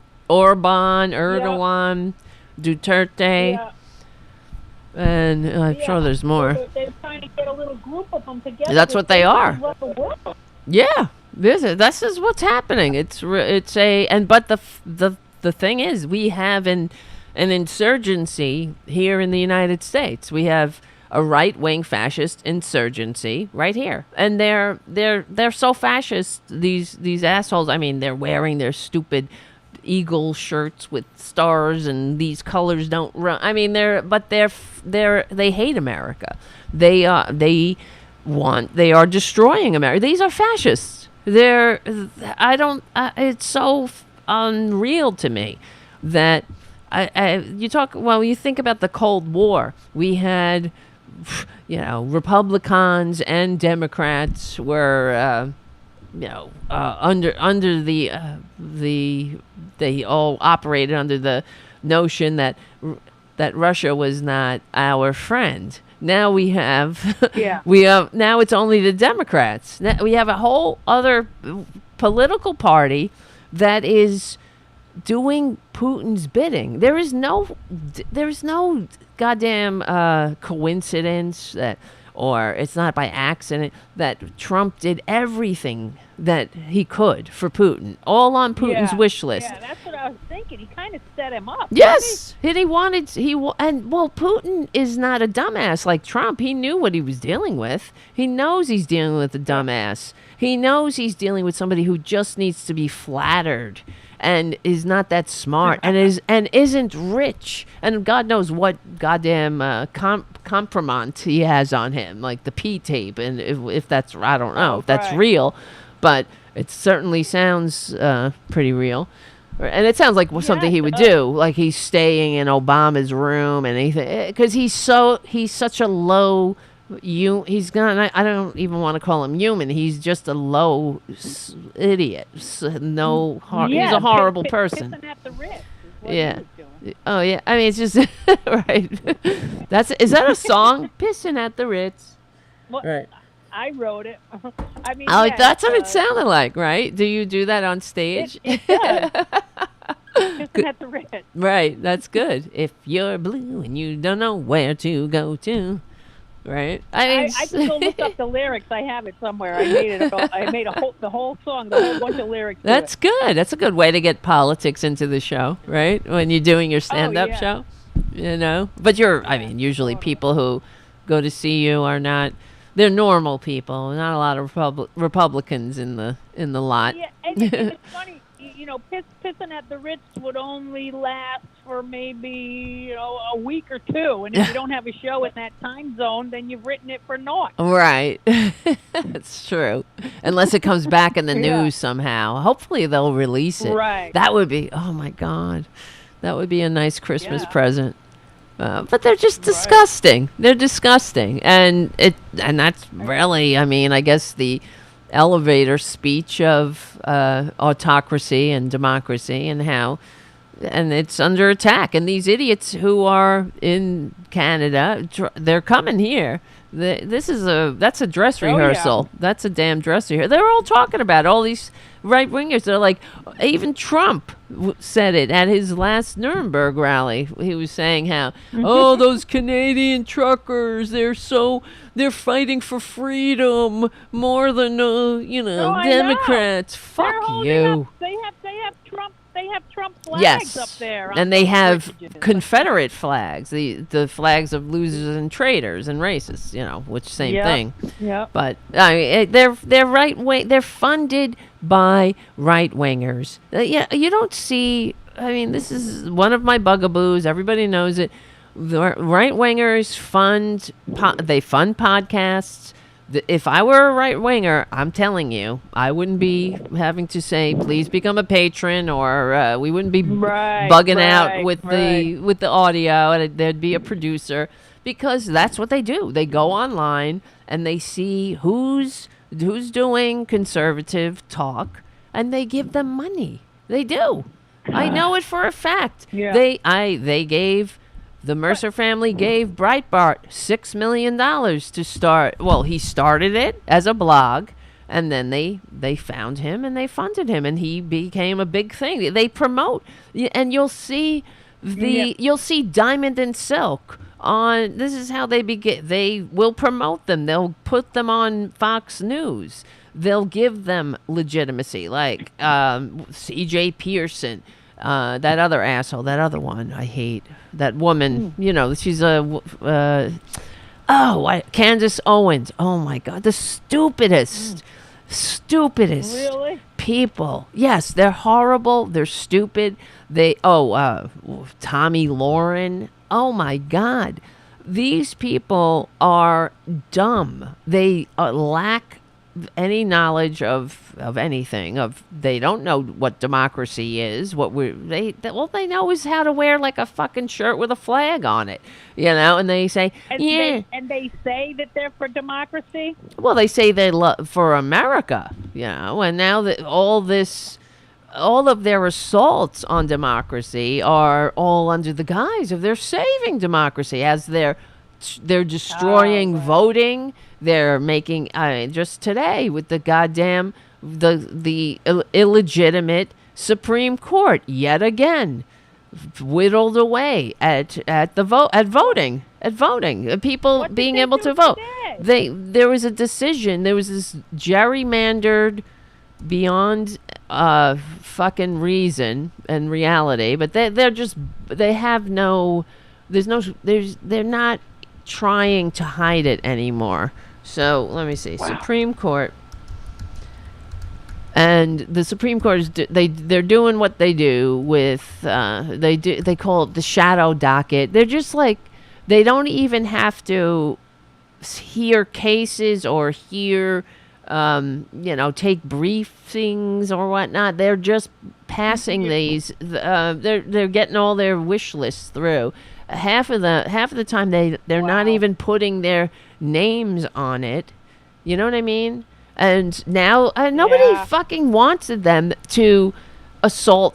This is all because of John Roberts undoing parts of the Voting Rights Act. And nobody asked him to fucking do it, but who did? Who asked him? I'm sure the rich asked him when he was hanging out in whatever gated community in the Ivory Tower, smoking cigars, They're not talking about Yeah. how we make a more perfect union. How do we get this country to live by e pluribus unum? Get the fuck out of here. They're talking about, destroying how are they going to concentrate power. So here from the New York Times, Linda Greenhouse writes, Supreme Court has crossed the Rubicon.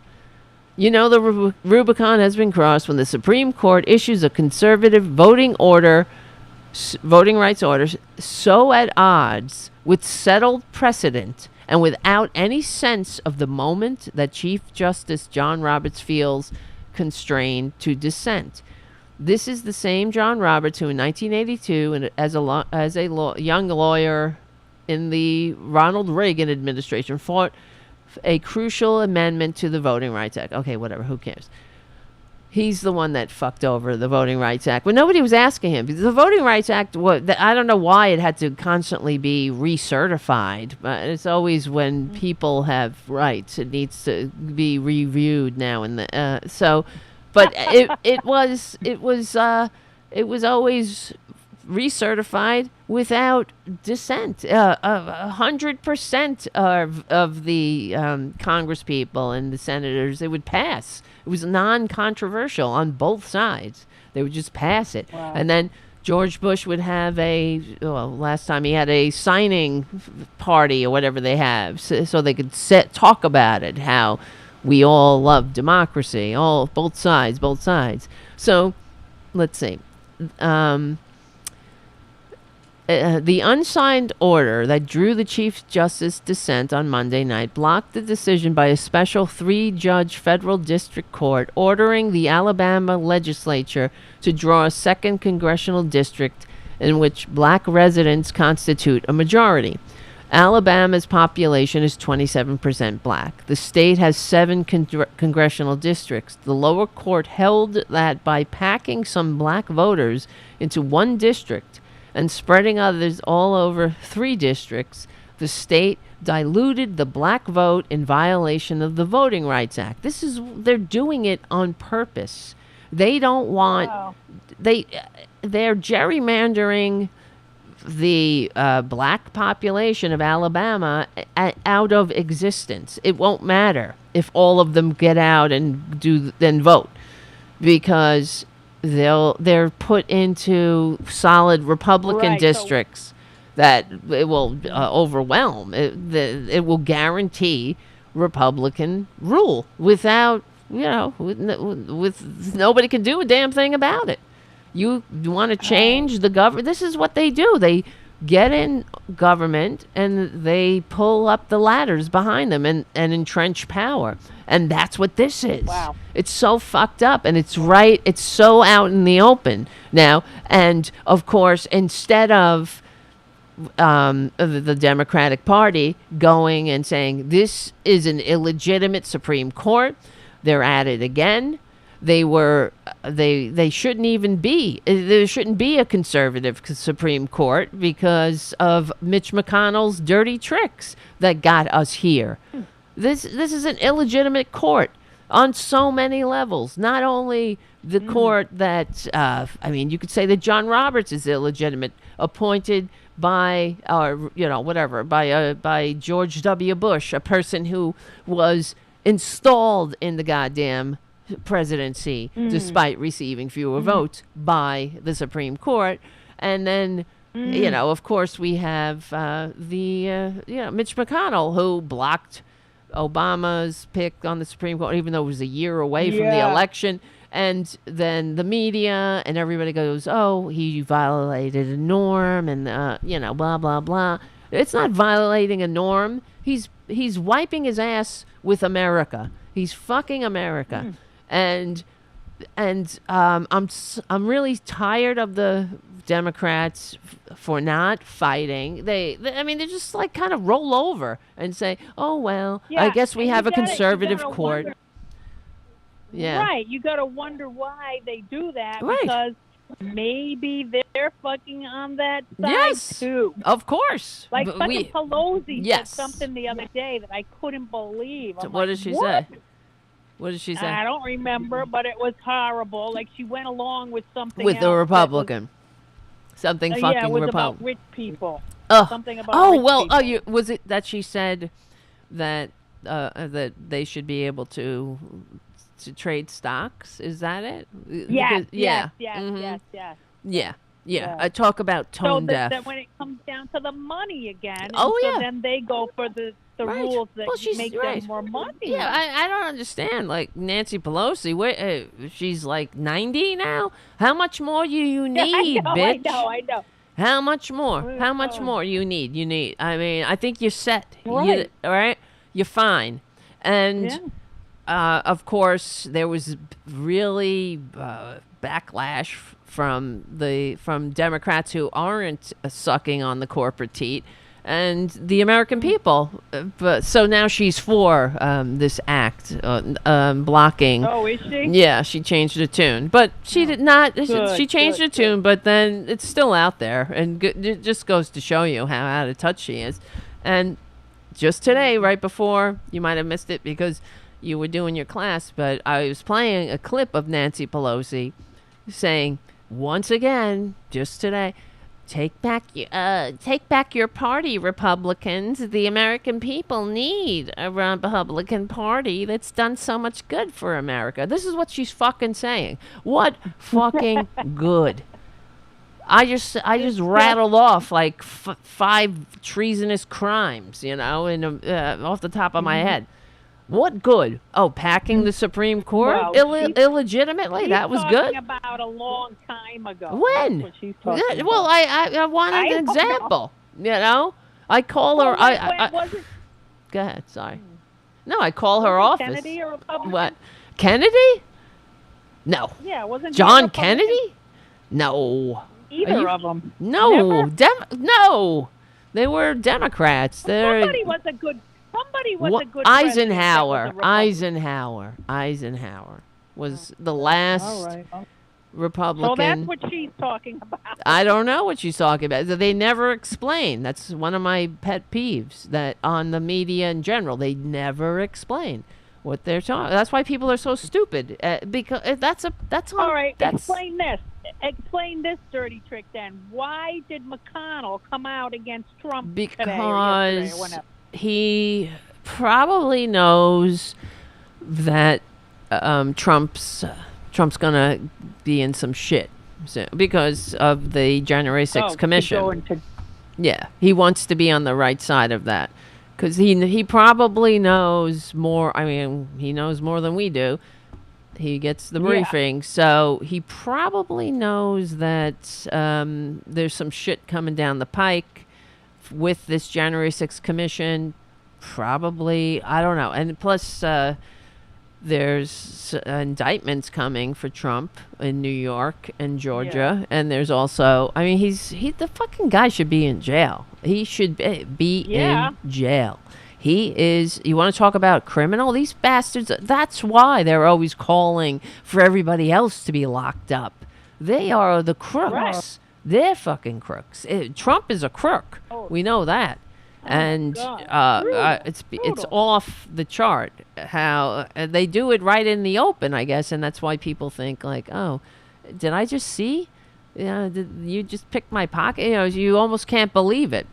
And it's he gets away with it because it's right in the open, I guess. Like, what was this the other day? The documents that he stole from the White House. He stole. Ripped up. Yeah, well, not just ripping up, but he also took stuff that belongs to the American people. His love letters to Kim Jong-un, that belongs to the American people. That doesn't belong to him. They took. Well, he took a lot of things from, not just ripping up. Of course, that's against the law. And the irony is that he was always railing against Hillary Clinton. But her email talking about how she was careless and whatnot. And he's doing the same fucking thing. Of course. And, I mean, that's what Republicans do. They don't have any integrity. And they're all crooks. So when they're calling somebody else a crook, you better believe they're talking about themselves. There's got to be so many loopholes in those systems because they're all lawyers. Yes. And so he's got enough money to throw at enough lawyers to find the loophole. And then that lawyer finds a loophole, and then the other lawyer finds a loophole, and then it just goes back and forth. And then, right. And Trump is, because he's a con man, this is what he's done his whole life. He just drags everything out in court. So he buries people with court, and trying to slow things down. That's what he's trying to do. But they had to raid his. Well, I don't know if it was a raid in the middle of the night, but they had to go to Mar-a-Lago and take boxes and boxes of shit that he had fucking stolen. Really? Yeah, he's a piece of shit. They got it. They got shit from Mar-a-Lago? Yes, yeah, they had to go to Mar-a-Lago and get it because he's a piece of excrement. Wow. Let me see. Wow. Right. And the other day, there was on Twitter when the story came out about Trump stealing documents and whatnot, and there was a story, I think it was Maggie Haberman from the New York Times, and it was a prime example of how Republicans and the media gives these fuckers a pass, and she wrote an article for the Time, I'm trying to find it, and the wording was Trump improperly took documents from the White House. And of course, everyone on Twitter and elsewhere started saying it's not improperly, it's illegally. Yeah. You know? So they minimize it. Improperly. Right. You fucking improperly. Use that word. Right. Oh, it was just improper. It's just, it's nothing to it. It's not, don't worry. Oh, you did something improper. What's the big deal? Yeah, that'll calm them down. Yeah. And this is what happens. It's like the whole system is set up for the rich to get richer, of course, and for these crooks to get away with their crimes. Now, you try doing that. That's what pisses me off. You try taking something improperly or against the federal law. How about you try not? How about like Steve Bannon? Why is he still fucking walking around in open contempt of Congress? What? Yeah, why is he? Exactly. I thought he was going to jail. He was pardoned by the con man. He was indicted and he was going to go to jail because he was robbing. Of course, robbing the dumbasses, the MAGA morons, robbing them. That's what he was doing. They had to scam, pay for the wall, he was going down for it. And Trump, he pardoned him. Except, notice he pardoned the guy who was ripping off the fucking dupes he supposedly loves and is working for. And he let the dupes who assaulted the Capitol, he let them hang, right? So it's there's such suckers, but the whole I think we're all suckers because we let them get away with it. We're not calling it out. Where is Merrick Garland? Arrest these fuckers already, Jesus. If McConnell threw Trump under the bus the other day. And he for was a minute. backing off of that for a while, for a minute. But he threw him under the bus the other day. Does that mean that he knows that Trump will not be elected? I don't. Probably. I don't think he wants him elected. I think he knows what. I'm sure he hated him and didn't want to work with him in any way. And I don't know. I don't know what he knows. I know that he doesn't give a shit about America and democracy, and he's a self-serving, self-dealing scumbag. So if he's throwing, he's after the money too. If he's throwing Trump under the bus, it's because he knows that Trump is going down somehow, and he doesn't want to be associated. And he also knows that it's not a. He probably knows that the American people aren't. The majority are not the dumbasses. So they don't think that. Come on, man! If he got 87 million votes, it's about half. I know. I know. So it's not like we are a majority. Well, it's that you know? fucking no, we are the majority. There are more normal people.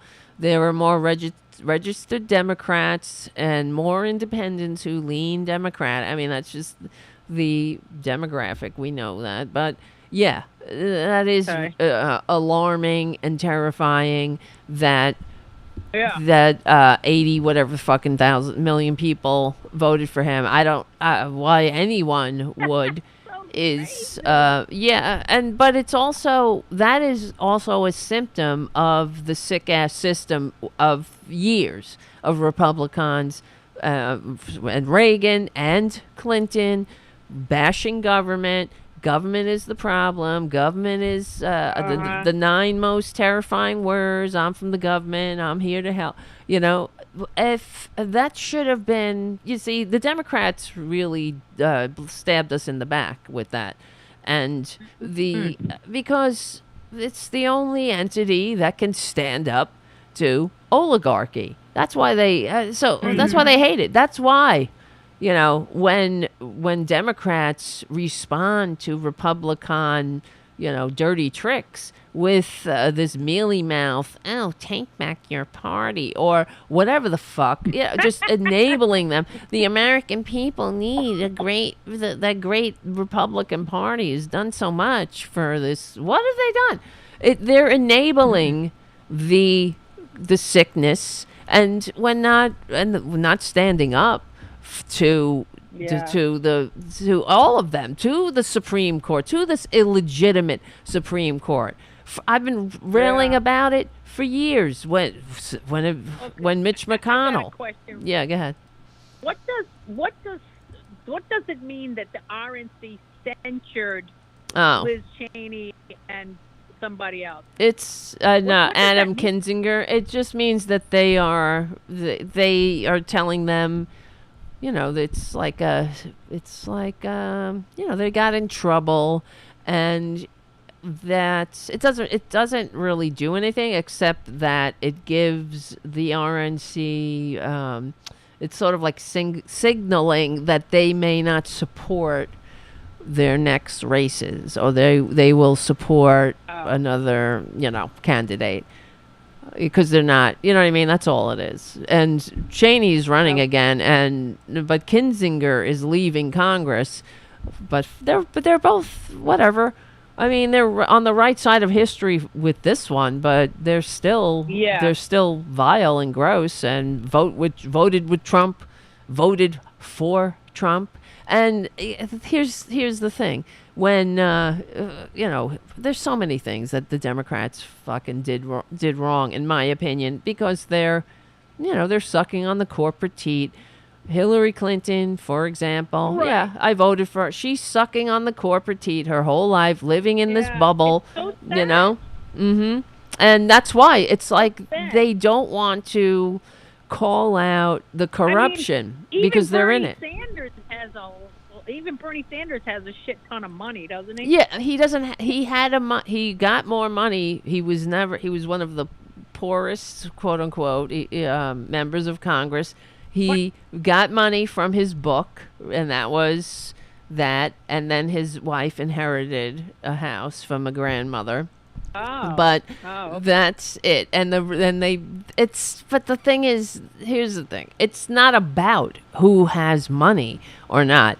That's fine. Make money if you have money. I don't think that is not the problem. This is what drives me crazy about Republicans. They do that, and Democrats saying, "Oh well, you look at you. You got a nice house or whatever." It's e pluribus unum doesn't mean that we all walk around in fucking potato sacks. You know what I mean? Or don't make money from books we write. It's about fair taxation. It's about making a system that works for all. So when you earn money, you have to pay your taxes because we're in a civilization and that has to be funded. We need to send kids to school. We need to fund roads. We need to fund the infrastructure of democracy. And, so it's not about whether he has money. That's one of the things that drives me crazy. They do this to AOC. They're like, oh, look at her. She's got a nice dress.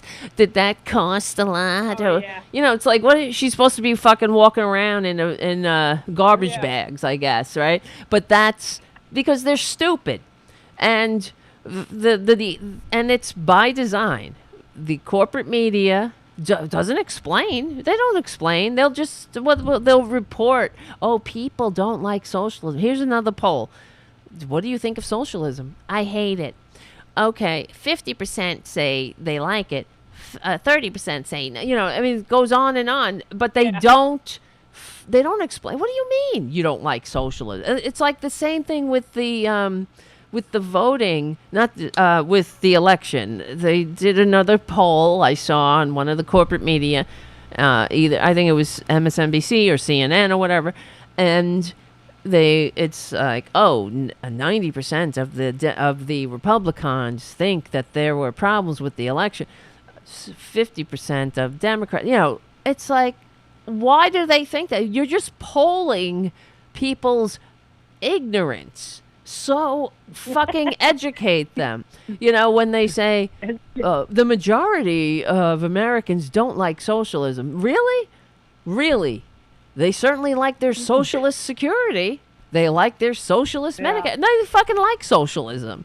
Except they've been so inundated by the propaganda, by the pro-corporate propaganda, and it's on the so-called liberal media too. They don't explain anything. It's so irritating, and that's why we're dumb. They don't. You see what I'm saying? They assume when they ask these questions, they're assuming that the people are educated. You know what I mean? You're not educating them. You're just asking them a question about something they know nothing about, and they're giving you a fucking opinion that is ill-informed and malinformed. And the corporate media on the left, so-called left, all during the Democratic primary, they attacked Bernie relentlessly. And they kept saying, the American people just don't want socialism. They just don't like socialism. They don't want, but they never fucking explain what is socialism. Why don't you go and do a piece in Denmark about it, or in New Zealand, or the top 10 happiest places on earth consistently, right? That are all democratic socialist countries. So don't give me this shit. People like their socialist security. They like their socialist Medicare. They like knowing that when they turn on the tap, they're going to drink water that's not filled with parasites, that they don't have to boil, because, socialism. And we fund people to inspect shit. So, they don't go out. They're not, inspecting their own food for parasites. You know what I mean? In the past, they've done studies too. So people in the I don't know. I'm trying to remember where I read this about. It's probably back from 1700s, and just in the past in general, people had parasites. They had worms and shit like that. All because they were eating. They weren't eating. Food that was inspected and free of parasites. Everybody had it. So, and I saw something about that. I just can't remember where it was, but anyway, because I'm always seeing something. I'm always looking at something, but it was, to me, I was like, oh yeah, of course, everybody had parasites because they were eating shit that was, who the fuck knows? Like, they weren't standards. People didn't have to wash their hands. There was no FDA inspectors. There were no, you know what I mean? It was just, okay, here's some fucking shit on the street. Okay, great. So here's something that I, realized the other day. Not really realized, but knew. But what happened in the 2016 election, because fucking Obama knew that the Russians were infiltrating and fucking around with the vote count. and therefore, Trump knew that was happening too, and but Right. but Obama just figured, Yep. oh, it couldn't possibly Yes. sway. It couldn't possibly. Well, So he didn't didn't. say anything. Yeah, because these fuckers are so. This is what they do throughout history too. We were just talking about Nixon. Wait, hold on. Who? I just had to. All right. Excuse me. So we were just talking about Nixon, who Johnson. This came out. These tapes came out. Johnson called the leader of the Republican Party, like the Mitch McConnell of his day, Everett Dirksen, and told Everett Dirksen, so Nixon was running for president.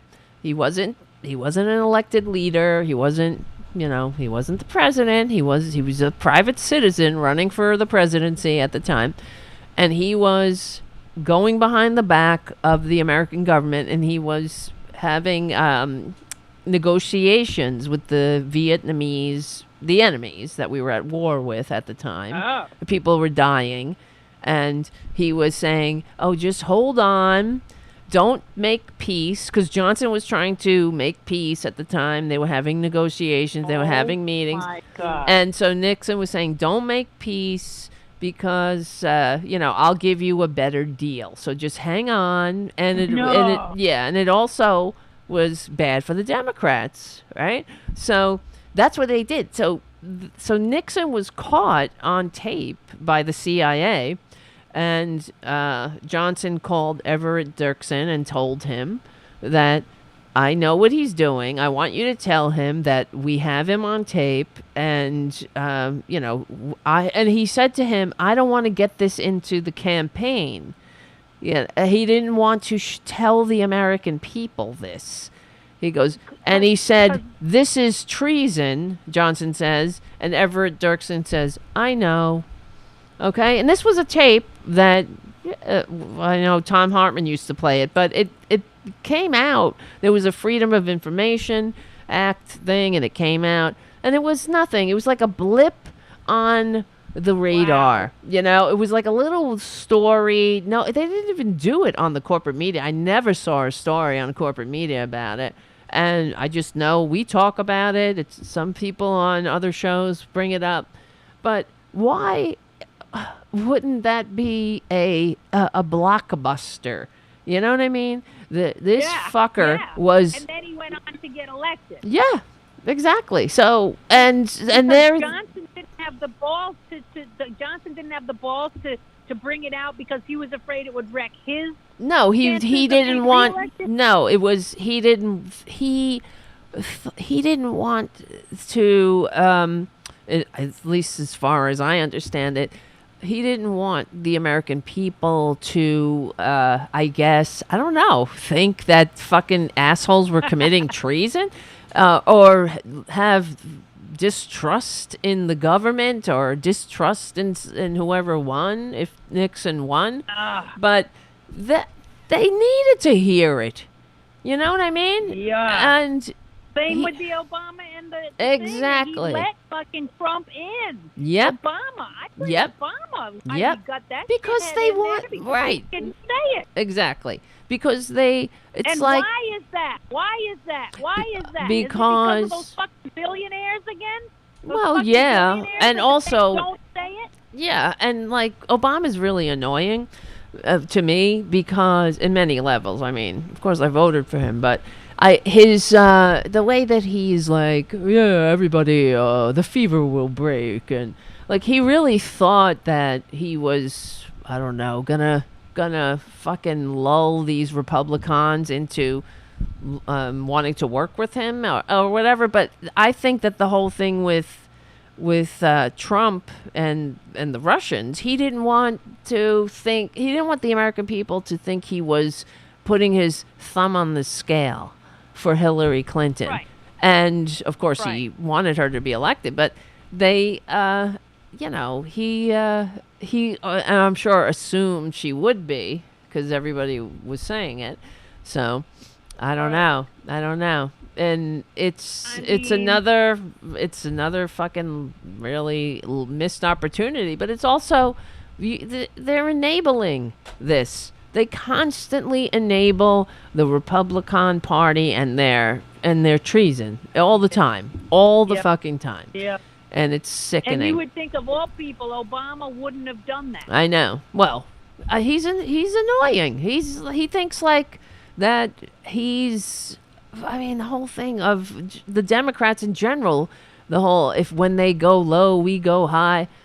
That ain't working. Yeah. That they're not. It doesn't matter. Yeah, There is no low.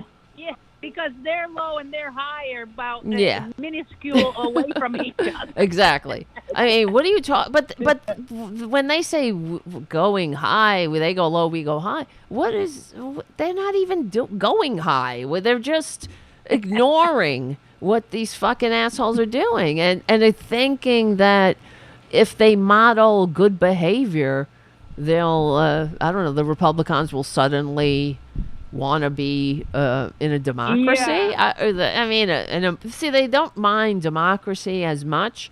They, of course, hate America. They hate democracy. But if the white people are ruling, if rich white people always win, then they're cool with it, you know. But once we start having, you know, minorities, so-called, and whatnot, and they can't handle it. They don't really like democracy. They don't like multiracial democracy. They don't like the nation of immigrants. That's why they took that off the mission statement of the Immigration and Naturalization Service. The first line, What? The United States is a nation of immigrants. They took it off. They took that off. Whoa. I know. Wow. They're gross. And the fucking Democrats just don't use it. They don't talk about it. They'll say, take back your party. The American people need your strong Republican party. What are you talking about, you fucking delusional old cracker? You know, go eat some ice cream or something. Go eat one of your $15 a pint ice creams in your two $30,000 side-by-side refrigerators. Who needs that? How much food do you fucking need? Huh? You need two giant refrigerators that are, you know? I mean, and then she's like, this is something I can't do without in the pandemic. This two tubs, and she thought that was going to make her endearing to the American people who are fucking not able to save $400, you know? Or the majority of Americans can't save $400 goddamn dollars. The majority is living check to check. And she's like, I can't live without it. These tubs of $15 a pint ice cream. You know, Right, Jesus Christ. In a pandemic where the rich are getting richer and everybody else is fighting over the scraps. And now we're fighting, you know. Anyway, whatever. I'm going to tell you some jokes now. All right. I like that. And then I got to go. All right. Okay. This is how you close. All right. So this is part of my set. Yes. So the pandemic is, you know, I had to pivot. You know, I had to do different things, right? So I went into landscaping. I think I told you that. With some carpentry. Yes. There's things in carpentry that really translate to just living. Like I found out the other day that my ass and hips are exactly 16 inches on center. I think that's what? I didn't hear that. 16 inches on what? I'm sorry. On center. It's a carpentry. Oh, that's so funny. I don't know carpentry, but I get it. Well, if there's carpenters out there, they right. get it. That's a good one for a carpenter convention. That would be good, right? Exactly. Yeah, you got to save that. Makes you want to get hammered. Anyway. That's a good one, too, for the carpenter convention. You need to get hired for that job, if there is one. I got to write these down. Right? You're going to get hammered. You know, I made those nutcrackers, right? You know, I made those nutcrackers. And, you know, they took a while, you know, like hours and hours and hours, right? Yes. And then I had to pack them up. I know one of your guys was asking me about it. Jim, about the nutcrackers, and so you had to pack them up and ship them away. There's one in New Jersey, there's one in California, there's one in Oh, wow. And That's I good. had to ship them out. A lot of people want them. But it was hard. It was hard because it was like, trying to put your child in a box and shipping it out. Right, because you spent so much time with it. How many, Yeah, and I'm like, can you imagine putting your child in a box and shipping it off? And some people are like, yeah. Yeah, they do that when you go to college, right? It's kind of like that. Oh, well, kind of like that. Kind of, except, right, not in a box. That's funny. That's good. Good stuff. Good stuff, Poppy. Yeah, couple jokes there. And then get into the vaxxing a little bit, I got all my shots. I got the 1, I got the 2, I got the booster. I even thought about getting a shingle shot, because I was on a roll. I'm like, just get them all. Right. And then, so I asked this guy, I'm like, did you get yours? And he's like, yeah. I go, is it because you have had chicken pox? And he goes, no, it's because my dad was a roofer, so I'm definitely getting shingles. These are all good jokes for the carpenters. What's all the carpenter? It's like on your mind, right? I get it. That's funny. Right? I got the shingle shot myself, so anyway, yeah. Oh, did you? I did. Because somebody I know got shingles. Yes, and my father had shingles once, I remember. And then he was in pain. And then a friend of mine, she got it. And she was like, oh, it's the worst. So I was like, I better get it then. I just, she was in so much pain. She was, I was like, I don't need that shit. I got enough emotional pain. I don't need no fucking, none of this shit. I got fibromyalgia too, so. Oh, that's not good. I know. I was diagnosed with fibromyalgia, so whatever. So Novak Djokovic, he got thrown out of the Australian Open for not getting his COVID shot, right? Yes. Vaccination. And but I have to be on his side on this one because why? I mean, if you look at his name, Novak. Come on, man. I know. Initially I thought that was a nickname. I thought they were just calling him that, Novak Djokovic or whatever. I thought they were just calling him Novak because he wasn't getting the vaccine. And it just stuck. Yeah, that's what I thought. Then I was like, that's his fucking name? That's his That's name. so I guess, what's it called? Mystic or Kismet or something. I don't know. Anyway. Yeah, That's very good. All right. All right. So I went out to see the Nutcracker, the ballet, because I made so many damn nutcrackers. I figured I'd go see the ballet. Right. And then I went out with some friends, and then we went out to eat after. And we went into this restaurant. The parking lot was empty. And we're like, what the hell's going on? And we walk in. Place is empty, but, it was open. So we were like, oh, let's try it. So we sit down. And then I realized this restaurant, and this is a true story, this restaurant had been busted for sex trafficking. Oh, no. They had, yes. They what? Had sex it sounds like those right-wingers. Are you sure? What? What? In the basement. And it was a place called Seven Moons. It was a Chinese restaurant. Place Seven Moons. So they were sex trafficking young women?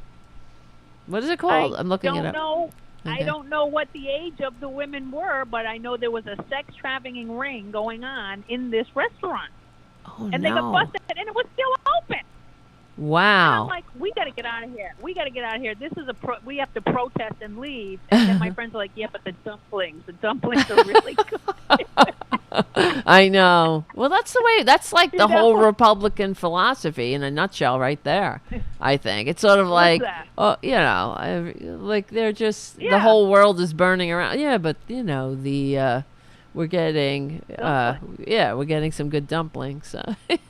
Right. It's so true. But that's so funny, though. It's almost like I don't want to even talk about it in a way because I feel like it's going to encourage right-wingers because that's what they thought was going on in the basement of a pizzeria, right? That's what that guy drove up to this pizzeria because they were told that there was a sex Hillary was yeah that Hillary was keeping, I don't know, there was a sex trafficking ring that was supplying Hillary with adrenochrome. I mean, they're so fucked up, these people. Which is, I don't even know what, right? It's like, who comes up with this shit? But I think that a lot of it is from, like, Russia, for example, and they make up this shit. And the more outrageous it is, the more they really swallow it. And that's kind of like the fascist. That's what some, like a Nazi Joseph Goebbels thing. The more outrageous the lie, the more they believe it. Right. Mm-hmm. Because you're just like, it can't be made up because it's so crazy. How is this not? You know what I mean? So they believe it. And so you're definitely not going to like the new. You're definitely not going to like the new menu. Right. Why? A couple of things on there you're not going to like. Right. Like, right. So there was some new things on the menu that were like different, like beef one too young. And oh no! and wonton soup. Oh no! Wonton soup. Oh yes, and tongue lick thigh. Yes, that sounds good. You're making me hungry. Fortune cookies were yeah, exactly. Fortune cookies were like, you're lucky number 18, and your future bride if you stay future out bride. basement. Oh my God. And the last one is some dimwit do wrong. Yes, that's a good one. That's a good one to end that's with. The problem. Yeah. Well, thank you, Pops. Wrong. People. What's that? Wrong with them? Okay. Yeah, it's fucked up. I don't know what the fuck is wrong with people. That's very sick. They're very sick people. We live amongst a lot of sick people. That's why democracy is on its last legs, because people are fucked up and they're getting encouraged to be fucked up. They need to be encouraged to be normal. And I think it goes back to the planet. Everybody knows we're destroying this planet. Yeah. And they're guilty about destroying the planet, and it's coming down to where when you're at the casino and you got you've lost $20-$40 in the slot. Yes. And you got like $5 left, and you're like, fuck it, throw it in there. Right. You don't lose it anymore because you're gonna lose it anyway. Fuck it. Right. You just throw it in. It's true. Sadly. Sadly. Like, wow. That is a state of mind that is really dangerous. Right. It's so true. That's so true. That's why we do what we do. We're trying to make the world better. I don't know if it'll matter, but you are, girl. I hope so. I appreciate your show. I really do. Oh, and thank I appreciate all your fans. Oh, and I do everybody too. that listens, that donates, and we gotta stay, like you say, we gotta stay together. Yep. We stick together, we win. Thank you. That we're talking to Poppy Champlin, amazing comedian, great friend, great friend of the show, and awesome person all around. So thank you so much, Pop, for calling in and keeping it light. No, it's good. It's good. We need it. It's a nice break from my ranting. So, but we're gonna go back to the ranting for a little bit. So. Yeah, you have to. All righty. Okay. All right, I'll talk to you later. All right, bye-bye. All righty, guys. Poppy Champlin. That was good. I needed that. I needed some of that just the lightheartedness. And here's Tara Jr., everybody. Uh-oh. Why? I fed them before I went on air because I knew I just wanted them to leave me alone a little bit. Stop screaming. They constantly, I think it's because I've been home a lot and they're taking advantage of me. Right? It's okay. Look at this face. Look at him. Look at him. Oh, he's being mean. Look what he does. Look. He wants my hand. Right? You want my hand? Mm-hmm. You're a good boy. I love this cat. I love them all. All right, let's see. There's a couple other stories we want to do. I know it's a little late. We're going long tonight, guys. We're going long because there will be no show tomorrow, but we will have a show on Friday. Our regular scheduled Friday show, and we will have a special guest, Mark C. from aradicalU.com and the Tarabuster chat room. And thank you, Mark C. I see you sent a super chat. Thank you. Support independent media, truth in action. Thanks, Tara. Thank you.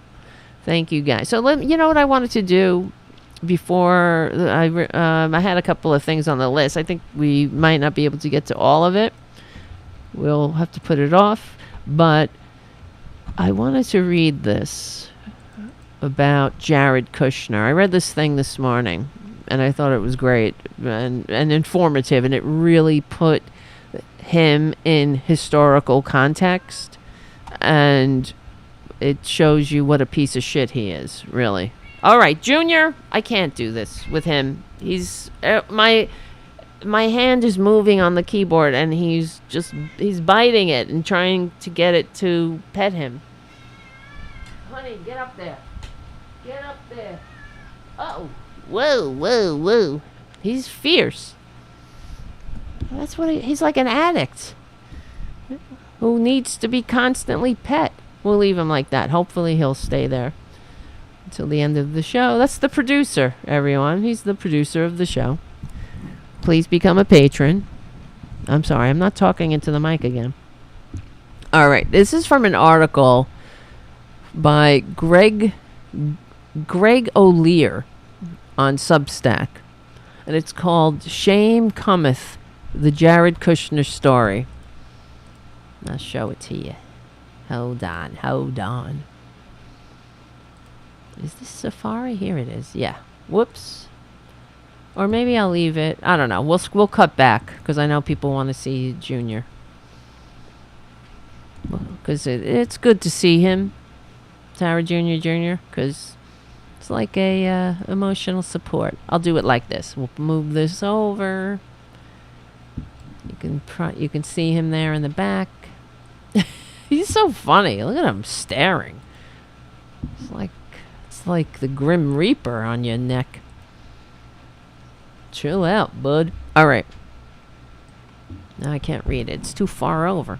All right. Here's a quote from the Bible there. It says, "When pride cometh, then cometh shame, but with the lowly is wisdom," from Proverbs 11:2. Here we go. It's an interesting tale. The matriarch was a hero of the Jewish resistance, one of the leaders of an improbable escape from the ghetto. She helped tunnel beneath the walls and electrified fences, imprisoning the local Jewish population. After crawling through a tunnel longer than 2 football fields, she lived in the woods for months before joining an underground resistance group that fought the Nazis. She wound up in Budapest after the liberation. There, she married a Holocaust survivor from the same sliver of Eastern Europe. He took her surname as her family was wealthier and more prominent. Kushner. Uh-oh, here he comes. The couple emigrated to America as I don't know how to pronounce that, Plath, otherwise known as displaced persons in Allied occupied zones. They started a new life in Elizabeth, New Jersey. They had 3 children. They put the horrible past behind them. They looked ahead to the sunshiny future. The grandfather was a carpenter, a construction worker, and in time a real estate developer. Taking advantage of funding through various federal programs, he made it big. The grandfather became one of the so-called Holocaust builders, Jewish survivors of the Second World War, who amassed vast fortunes in New Jersey real estate development. How better to combat all that destruction than to build? A heroic Nazi fighter and a great builder. These were the paternal grandparents. The father married within the local Orthodox Jewish community. He and his wife had 4 children, 2 boys and 2 girls.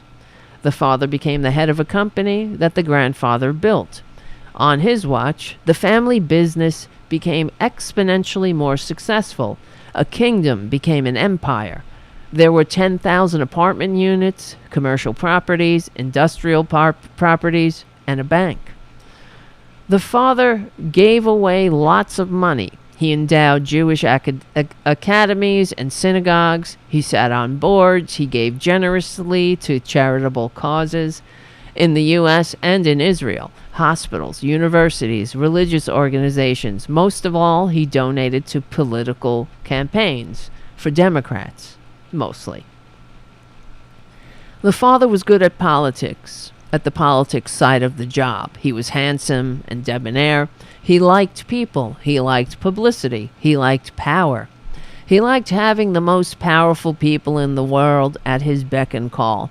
The President of the United States, the future Prime Minister of Israel, and anyone who's anyone in New Jersey. He was a big wheel in Garden State politics, a sort of character who turns up in television programs about smoke-filled rooms, backroom political intrigue, a kingmaker, until it all came crashing down.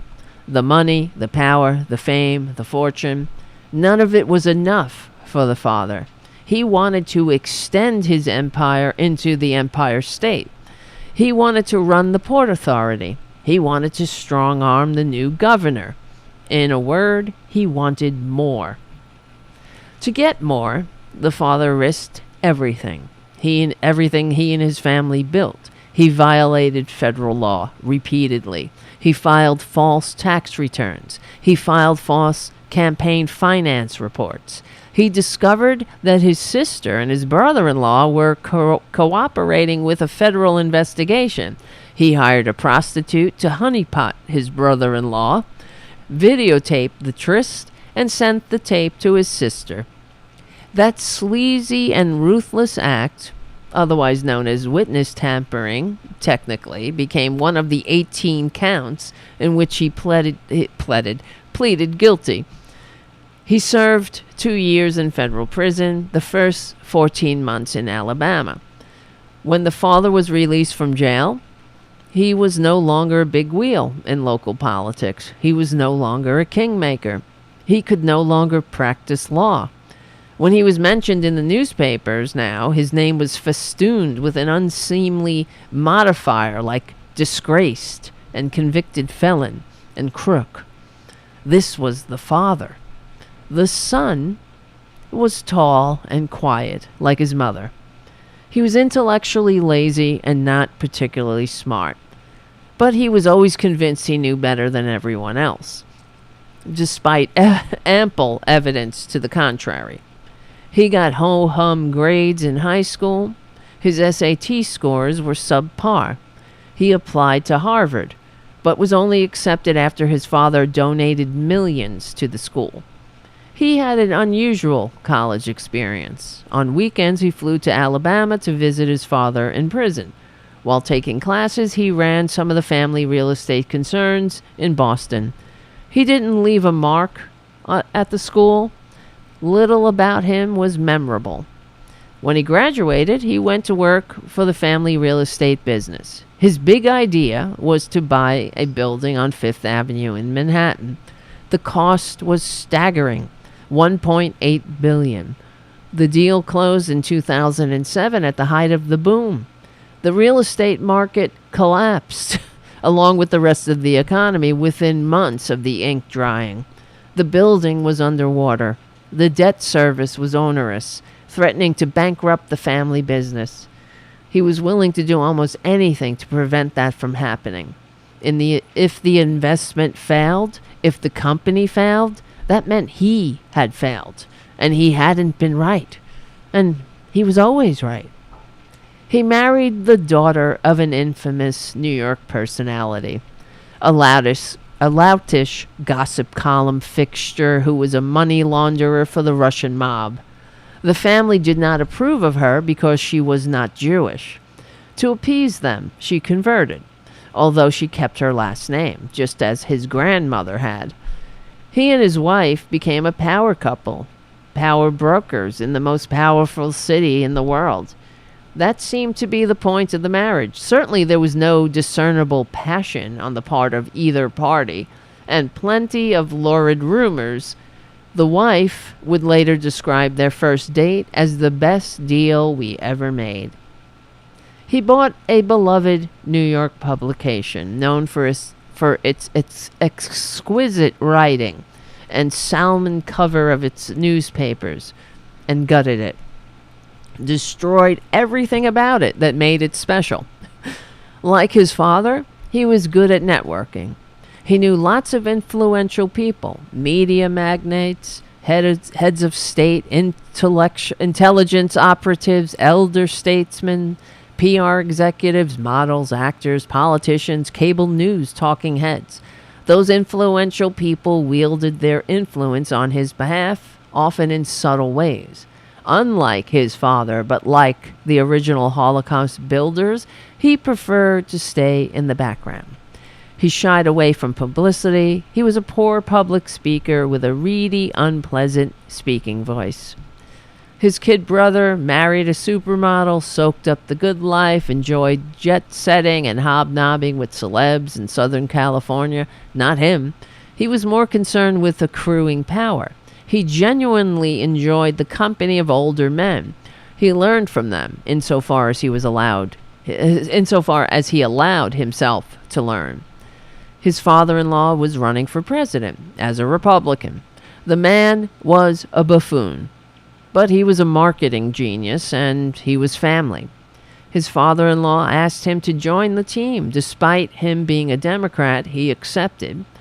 Power trumped politics. He took over social media operations. He worked with sophisticated tech companies that specialized in micro-targeting. Through Henry Kissinger, of all people, he was connected to important players in the Russian government. The Russians wanted to help his father-in-law win the election, and he wanted the same thing, and saw no reason why he should refuse the help. He lobbied for his father-in-law to hire a campaign chair, a sleazy lobbyist, with long ties to Russian intelligence. He met with Russians before his father-in-law's first foreign policy speech at the stately Washington Hotel. When Russians promised dirt on his father-in-law's political opponent, he met with them at the building that bore his wife's family name.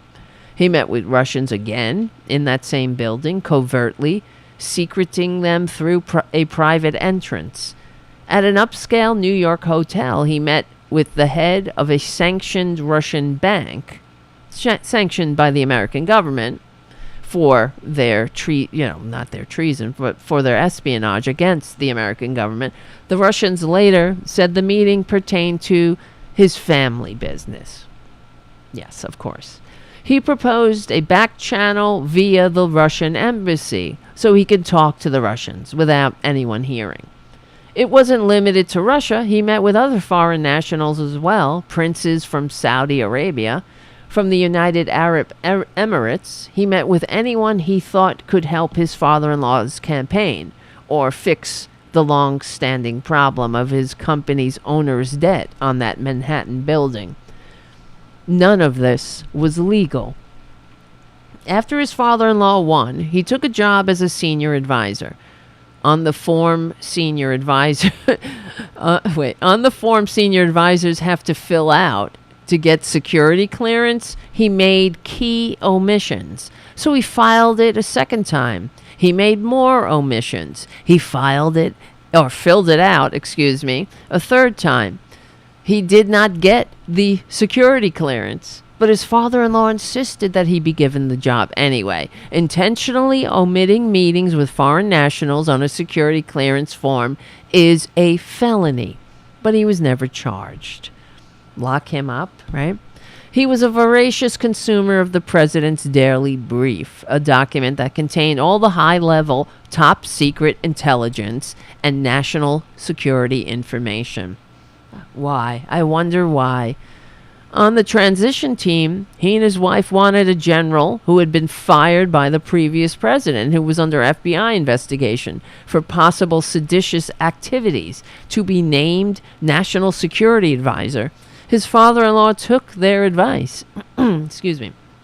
The general was forced to leave the position a few months later after he was caught lying to the FBI and possibly the vice president, that whole bullshit story. And the general later pleaded guilty to making false statements. Lock him up. Through his PR connections, he was able to receive mostly favorable press, especially of the paper of record. A glowing feature of him ran in a prominent financial magazine under the subtitle Boy Wonder. The press pushed the narrative that he and his wife were the mitigating influences in the White House. They were decent. They were normal. Through his tabloid connections, he was able to turn the gossip rags against the Democrats and also kill stories that might be damaging to his father-in-law. When he found out that the FBI was investigating his father-in-law's campaign for meeting with all those Russians, he suggested that his father-in-law, that the FBI director, be fired. The FBI director is not popular with Democrats, he said, because they believe he cost his father-in-law the election. They will love this, he said. His father-in-law listened, fired the FBI director. The Democrats did not love it. The Democrats thought it was obstruction of justice. The day after the FBI director was fired, the father-in-law met with Russian government officials in the Oval Office. He was the de facto ambassador to Saudi Arabia. He befriended the crown prince. Like him, a millennial. Unlike him, a psychopath. He spent a lot of time with the crown prince in, how do you pronounce it? Riyadh. I can't pronounce it. Okay. Riyadh. So much, I know, it just doesn't come out of my mouth. So much so that the crown prince bragged that he was in my pocket. You hear this? This is what a autocrat, a psychopath, who's lording over a literal Handmaid's Tale is saying that this prick, Jared Kushner, is in his pocket. All right, we're almost to the end. I'm reading the whole thing because I think the way it's laid out is genius, and the way the writer characterizes the players in this treasonous drama is kind of makes it almost more hard to believe, and it makes it more offensive, frankly, the way it's laid out. So back to, because it gets worse, of course. He spent a lot of time with the crown prince, so much so that the crown prince bragged that he was in my pocket. He gave the crown prince classified intelligence information about who in the Saudi royal family was loyal and who was not. And this is all classified information that the U.S. government knows and that he knows because he's vociferously reading the presidential daily brief, although he could not qualify for a security clearance because he's a fucking traitor. All right? I got a security clearance. He didn't. Because he's a piece of wasted human DNA. Okay, we'll continue with the story. And here comes Junior. Oh, no. Don't sit on my keyboard. Don't sit on my hands. You can sit, though. All right. He gave the crown prince classified information, who was loyal, who was not. After meeting with him, the crown prince initiated a purge of the royal family. I'm sure you remember that. He lobbied for Saudi Arabia to be the first country his father-in-law would visit as president. Other presidents did not visit the kingdom because of the grotesque human rights abuses. He didn't care. The Saudis had money, lots of money. And he needed money, lots of money. And so his father-in-law made a state visit to the kingdom. Remember? Stroking all those swords, looking at those orbs. What a piece of shit.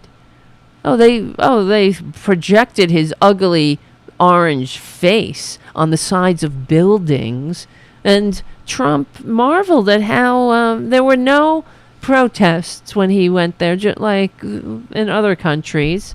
No one was protesting, and it was great. That's because it's an autocracy where they behead people in public.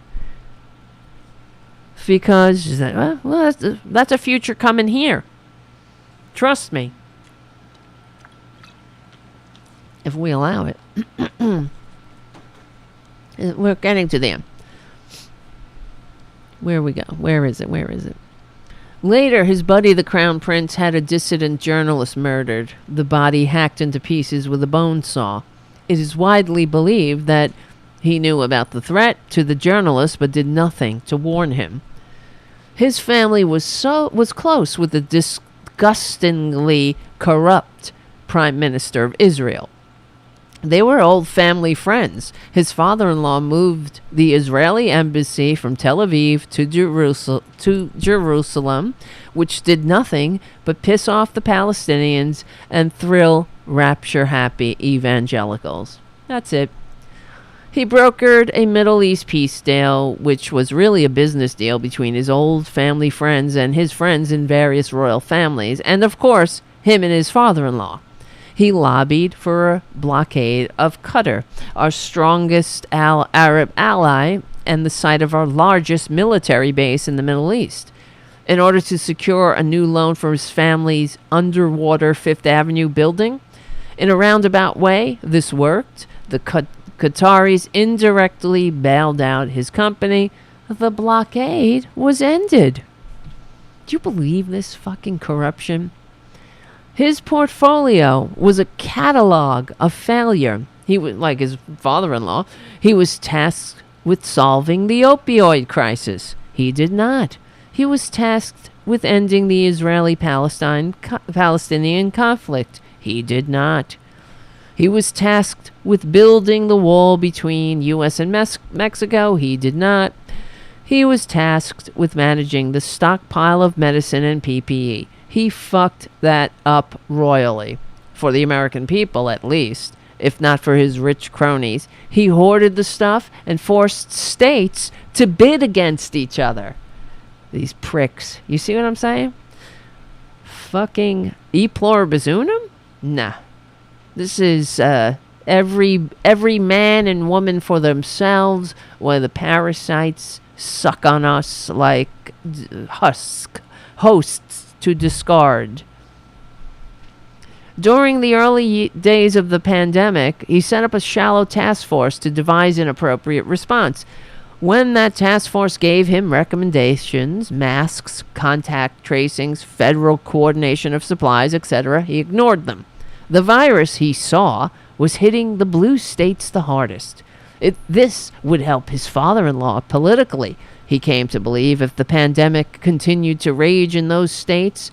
This way, his father-in-law could blame the governors of those states, who were all Democrats, for escalating the public health crisis, avoiding responsibility. So he decided to scuttle the plans given to him by his own task force and let the virus run amok. And he's walking around free. At this time, the states hit hardest by COVID-19 were New York, New Jersey, and California. New York, where he lived for years, where most of his friends lived. New Jersey, where he grew up, where his parents lived. California, where his brother lived. He was willing to let the population of those states, home to his family and friends, get sick and die to help his father-in-law's re-election prospects. Again, this is written in the article. Again, he was willing to let the populations of those states get sick and die to help his father-in-law's re-election prospects. As of this writing, 904,000 Americans have died of COVID-19. The unofficial number is well over 1 million. Most of those deaths could have been prevented had he and his father-in-law not sabotaged the pandemic response. Okay, so now we're wrapping it up. The grandson of Holocaust survivors allowed that mass death to happen. He served in his father-in-law's administration for 4 years and was the second most powerful person in the White House. If he did anything to stop his father-in-law's racist, sexist, cruel impulses, there is no evidence of it. During the Muslim travel ban, when he did nothing, when the refugee children were separated from their parents, he did nothing. After Charlottesville, when neo-Nazis paraded through the streets chanting, "Jews will not replace us," he did nothing. Even as his father-in-law defended the neo-Nazis. During the Black Lives Matter protests, he did nothing. When his wife suggested they forcibly remove protesters so his father-in-law could get a photo in front of a church, he did nothing.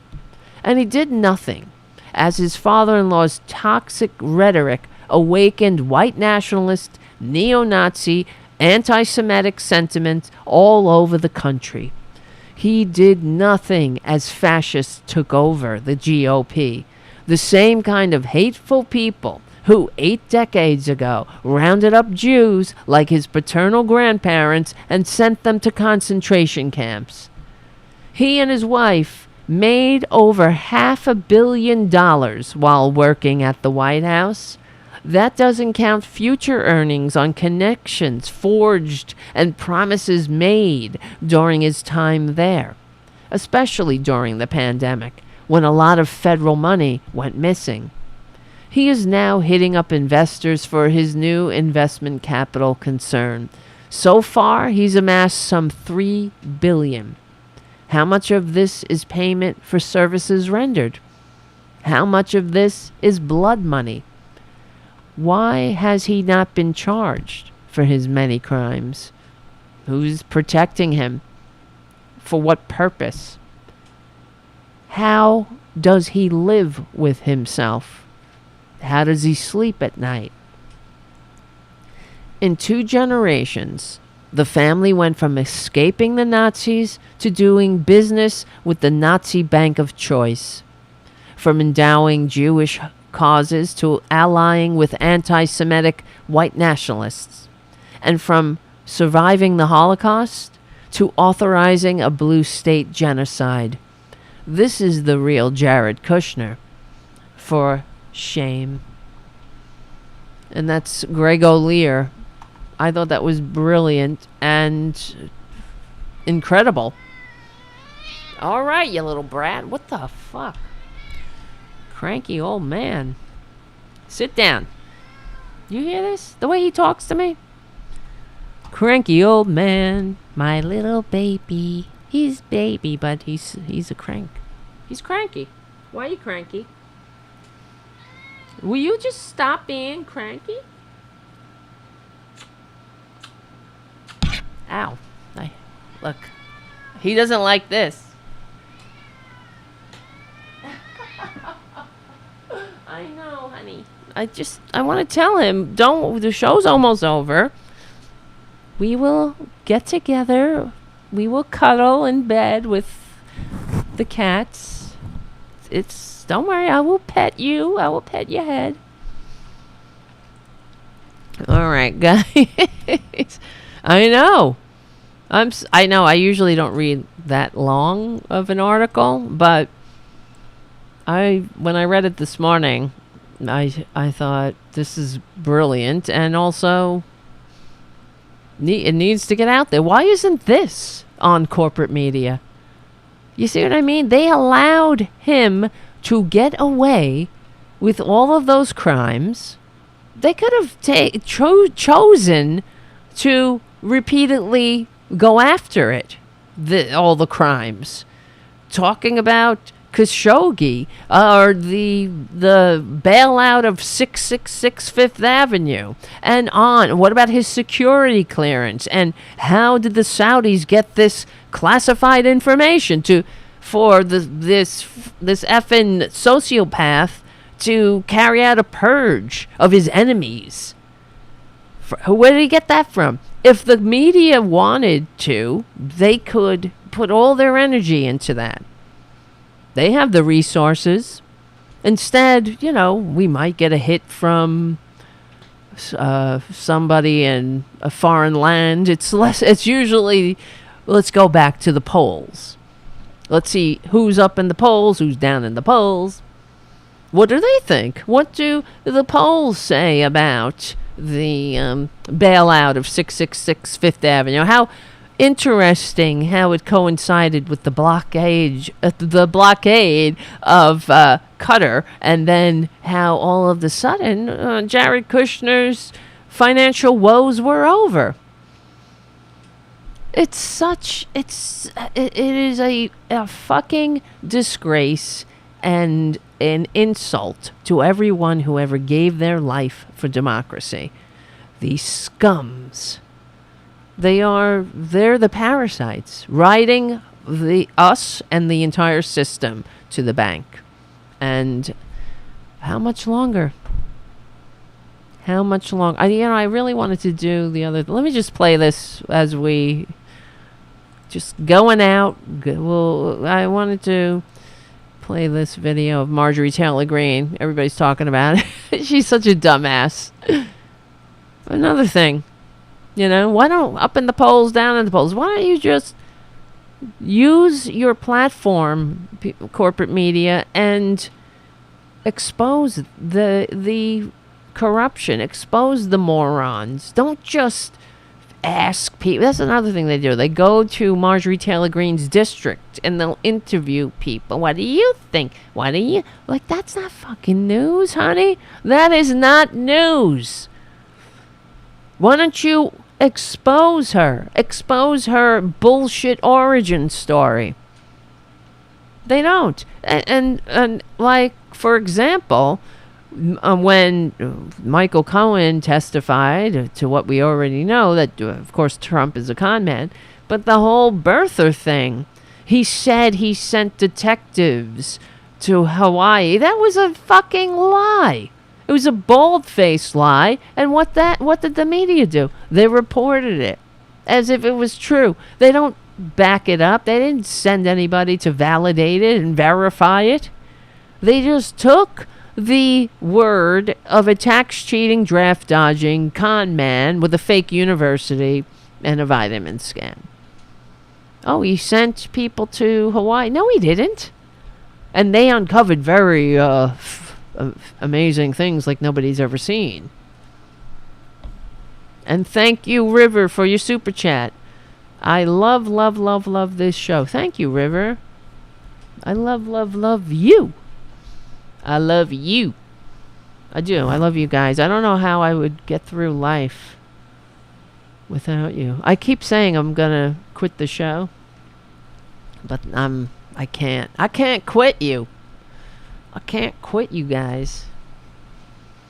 I don't want to, because at least when the future looks back on this time, they will watch this show. They're going to say, yeah, they weren't all fucked up. They were trying. Here's Marjorie Taylor Greene. Actually, what time is it? It's 11:22. Holy shit, I got to get to bed. Here, let's just play this, and because I have something to say. Do I never have something not to say? Did I say that right? I think I did. I don't know if you saw Troy Nels, a colleague of mine, Republican colleague of mine, reveal today on his Twitter about how one of his staff caught Capitol Police in his office taking pictures of his whiteboard in his office. That came out today. So we have the Capitol Police. Now, I don't think it's the rank and file. I think it is those in charge in the administration. Oh, okay. And Nancy Pelosi is using them like political pawns, sending them. Well, they're positioning themselves as victims, of course. But if the Capitol Police Chief was actually in this guy's office taking a picture of the whiteboard, what's on the fucking whiteboard? I'm sure many of the Capitol Police who are traumatized by you, Marjorie Taylor Greene, and the rest of your traitorous GOP fascist prickhole asshole goddamn monsters show, the monster show running around there, they're trying to gather evidence. What was on the whiteboard?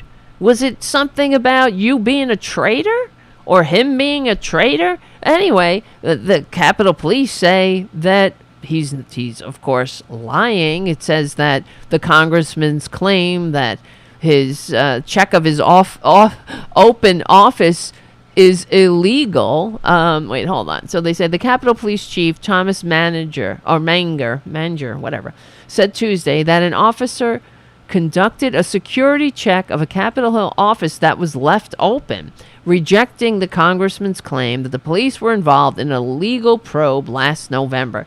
In a Twitter thread on Tuesday, Representative Troy Nehls, of Republican, of course, of Texas, claimed without evidence, of course, this is what they do. It's like Karl Rove calling a press conference saying, the Democrats bugged my office when he bugged his own fucking office.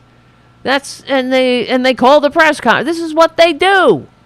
They're crooks. They're liars. They hate democracy. And instead of working for democracy, they're out there coming up with little scams to fuck with everybody so they can destroy democracy. And pardon my French. The Capitol Police Intelligence Division investigated my office illegally, and one of my staffers caught them in the act. Well, keep on stirring the pot against people who are already traumatized. That's what they're doing. They're trying to make enemies of all of the stopgaps to their fascism. It's like the FBI. The FBI is now an enemy to the Republicans because they're going after the traitors, the seditionists, and Matt Gaetz. I know I repeat because he's a frickin' traitor too. Nehls accused the Capitol Police leadership after one of the officers entered his office in Longworth House office building with no prior notice on November 20th. 2021 ahead of the Thanksgiving break and took pictures of a whiteboard. The officer filed a report raising concerns about the content on the whiteboard, which included mentions of body armor. What were they talking about? You see what I mean? So they're vilifying the Capitol Police. He's getting evidence that this guy's a goddamn traitor, and this traitor is out there saying the Capitol Police are corrupt. So the officer filed a report raising concerns about the contents of the whiteboard, which included mentions of body armor and a poorly drawn map of the Rayburn House office building, which is also part of the Capitol complex, that had an X on one of the building's entrances. That's what he was taking pictures of. What are you doing? Why are you putting a map on there and putting an X? Who are you showing this to? Why is there a note about body armor? Who wore the body armor? That scumbag. I can't remember his name. Body armor. You know, one of these traitors. Armor Capital. One of the guys on you guys on the chat will know. I know. Let me see. You know what I mean? Mo Brooks. Yep. Thank you, guys.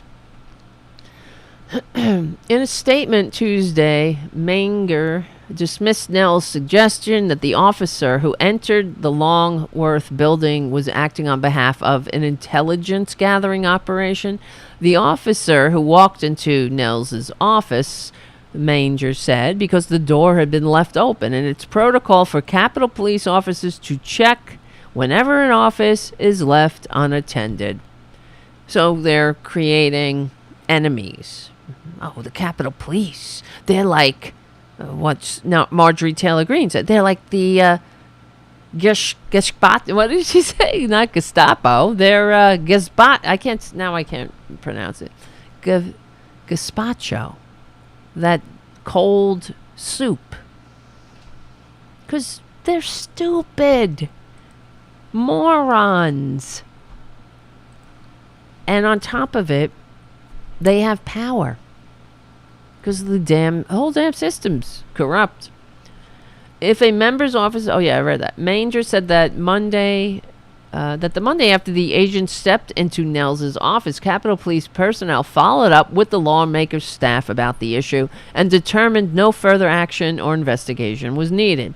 No case investigation was ever initiated or conducted into the representative or his staff. So it makes me very suspicious because guess who's probably going to be exposed as part of the insurrection caucus? This guy. He's covering his ass. It's like Trump or any of them going accusing others of the very thing of which they are guilty. They're laying the groundwork for the people to nullify the insurrection. To think, oh yeah, both sides. Unreal.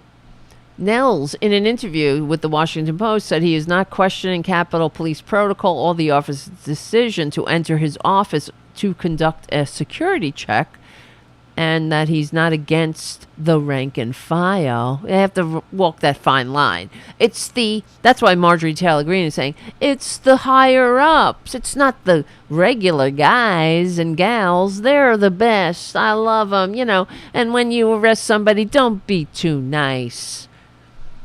They love them.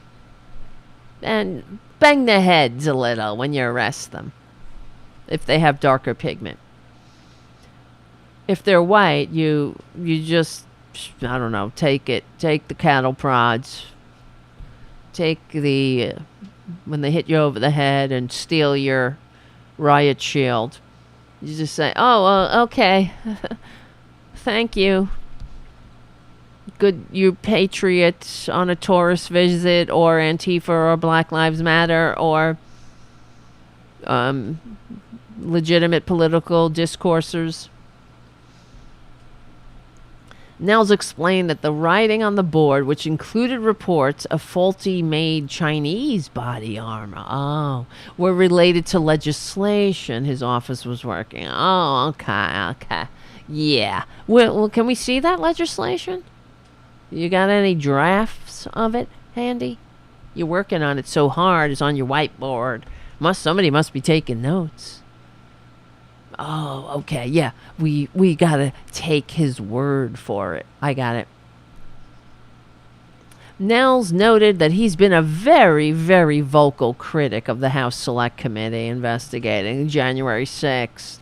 I wonder why. The storming of the Capitol by a pro-Trump mob, and said he thinks he was being targeted. Everyone's targeting the fascists. All they want to do is overthrow democracy. Why can't we leave them alone? Freedom. They need the freedom to overthrow democracy. Freedom.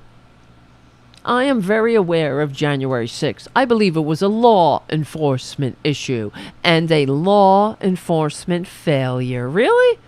Honey, it was a goddamn insurrection that you're part of. I find this more than just a mere coincidence that pictures are going to be taken of my legislative priorities and shared with intelligence agents who then shared the picture with a supervisor in an intelligence shop. Well, because you're a traitor. You're a traitor. All right, well, back to Marjorie Taylor Greene. We'll finish this up and call it a night. Our offices. None of us know. Have they been in our offices at night? We no, don't know. They haven't. Probably. What have they taken pictures of and why? They're not allowed in here. They're not allowed to do that. But they're going after all of us. But they're also going after the American people. Oh, you see what they do? This is part of their whole game. Matt Getz does it. They all do it. They're like, oh, they're not going after me. The feds aren't investigating me for child sex trafficking. They're investigating you. When they're coming after me for being a corrupt piece of wasted life who likes to bang underage girls in a party and pay them by Venmo. He also likes to do this in front of other people. I mean, there's a lot of theories about that too. That men who they're closeted. They want to have sex with women in front of other men because it's really the man that's like they're getting off on. But anyway, I don't know what Matt Getz's deal is, but apparently he likes to have sex with underage girls in front of his friend Joel Greenberg. What a piece of dirt these people are. Oh, he loves Jesus, though, right? He loves Jesus, Mom, apple pie, Jesus, stars, bars, eagles, and Purple's Mountain's Majesty. That if a constituent of mine wants to come visit me in my office or... Who wants to visit her? What constituent? When she did a little stint on a public access station it wasn't Fox News, it wasn't any other propaganda outlets, nobody was screening the calls. Her constituents called in and told her she was a disgrace and an embarrassment. Well, I don't know why they voted, but it's probably a lot of gerrymandering and indifference, I suppose. I don't know. How do these people get elected? Constituents want to visit their representative, the Capitol Police will investigate them, which is absolutely absurd. They're investigating our staff, looking at their social media. Yeah. They're even checking into people that go to our events outside of you're Washington. traitors. You're so traitors. Everything is completely out of control. Not only do we have the D.C. jail, which is the D.C. gulag, but now we have Nancy Pelosi's Gazpacho police spying on members of Congress, spying on the legislative work that we do, spying on our staff, and spying on American citizens that want to come talk to their representatives. This government has turned into something it was never meant to be, and it's time. What? You don't even know what Gazpacho is. So what do you know what the government was never meant to be? I know it's supposed to be a constitutionally limited, multiracial, democratic republic. That's what it's supposed to be. Nancy Pelosi. I can't stand her. I can't abide these people. I can't stomach them. They're the worst, the absolute worst. Nancy Pelosi, Gazpacho. These are fucking morons infesting our body politic with their poison. Oh my God. I know. I'm sorry. I can't get through 5 words before I cut myself off. I can't. It's enough. I can't take it. I can't take it anymore. I'm sorry. All right, guys. We got a lot more to talk about, but oh well. It's 11:37 p.m. Eastern Standard Time. I gotta get unconscious. Don't you too? Gazpacho. Delicious gazpacho. I like soup. I don't think I've ever had gazpacho. I'm on a soup kick. I've been eating a lot of soup and potatoes. The food of my people. Ireland. Potatoes are good. Are they fattening? I've been eating a lot of them. I wonder. One time I was gaining weight. I didn't know why. I was like, what the fuck? I'm like, my clothes are tight. But I was eating a lot of granola. Apparently granola is very high in calories. I didn't know. I was just like, chowing down. I thought it was like eating air. It didn't count. So, yes. Terry Taylor, her voice. Ugh, really? It's like a rake on a chalkboard. I can't take it. Gets Nancy Pelosi and Gazpacho. This never supposed to be like that, Gazpacho. Who can stand her? I don't understand it. It's really unreal. And Jim Jordan, another one who he's screaming, and I can't stand his voice. I can't stand all of them. Wolf Boy, Matt Getz. These are not impressive people. Jared Kushner, the little prick criminal. Monster. A monster. What kind of monster knows that an autocrat is luring a journalist into an embassy so he can dismember that person alive, and he does nothing? Well, he's making deals, you know. That's how much they love democracy, you see. They love it so much, they want to take a bone saw to all the pillars of democracy, and that's what they're doing. Might as well take a bone saw. Take a bone saw to democracy. They might as well, if George Washington were alive, they'd take a bone saw to him. Metaphorically. You know it.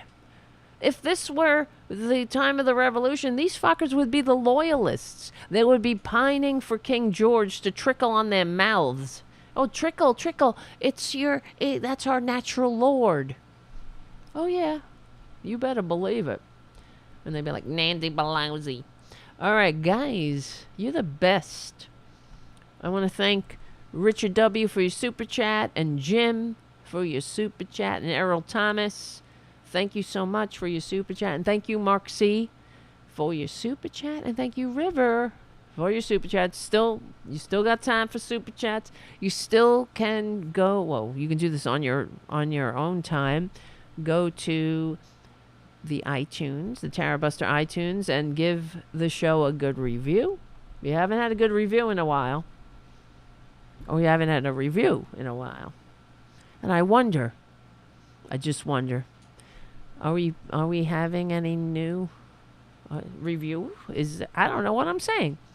And you can also go to YouTube. No, not there. You go there to watch the show. YouTube.com/C for channel/Tarabuster.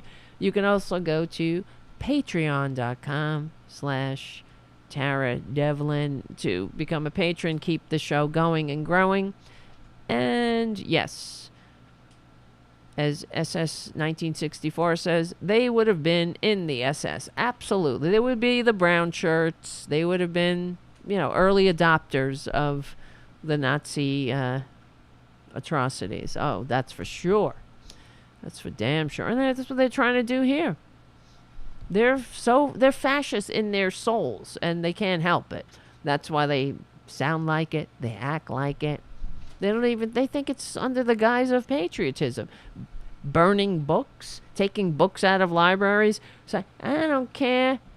If it was up to me, I'd put them all on the pyre. And applause. You're what? Where? What? What? Where? What year is this? Where am I? All right, guys. It is. We had an epic Tarabuster tonight. That's like almost 4 hours of unapologetic liberal talk on the right side of history, decency, dignity, democracy, and humanity, and we will win. Junior. He's staring at me. That's right. We will win, Junior. Right? Yes, we will. Yes, we will. Oh, you little bastard. You little bastard. Cranky bastard. We're on the right side of history. Yes. I'm telling you. We are. Some people say I look like Tara Jr. That if I were a cat, it would look like this. Or if he was a human, he would look like me. Okay. We are on the right side of decency, dignity, and democracy. My name is Tara Devlin. Thank you so much for hanging out.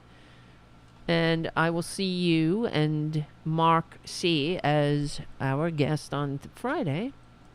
I'll see you all. I'll see you on Friday night. Bye.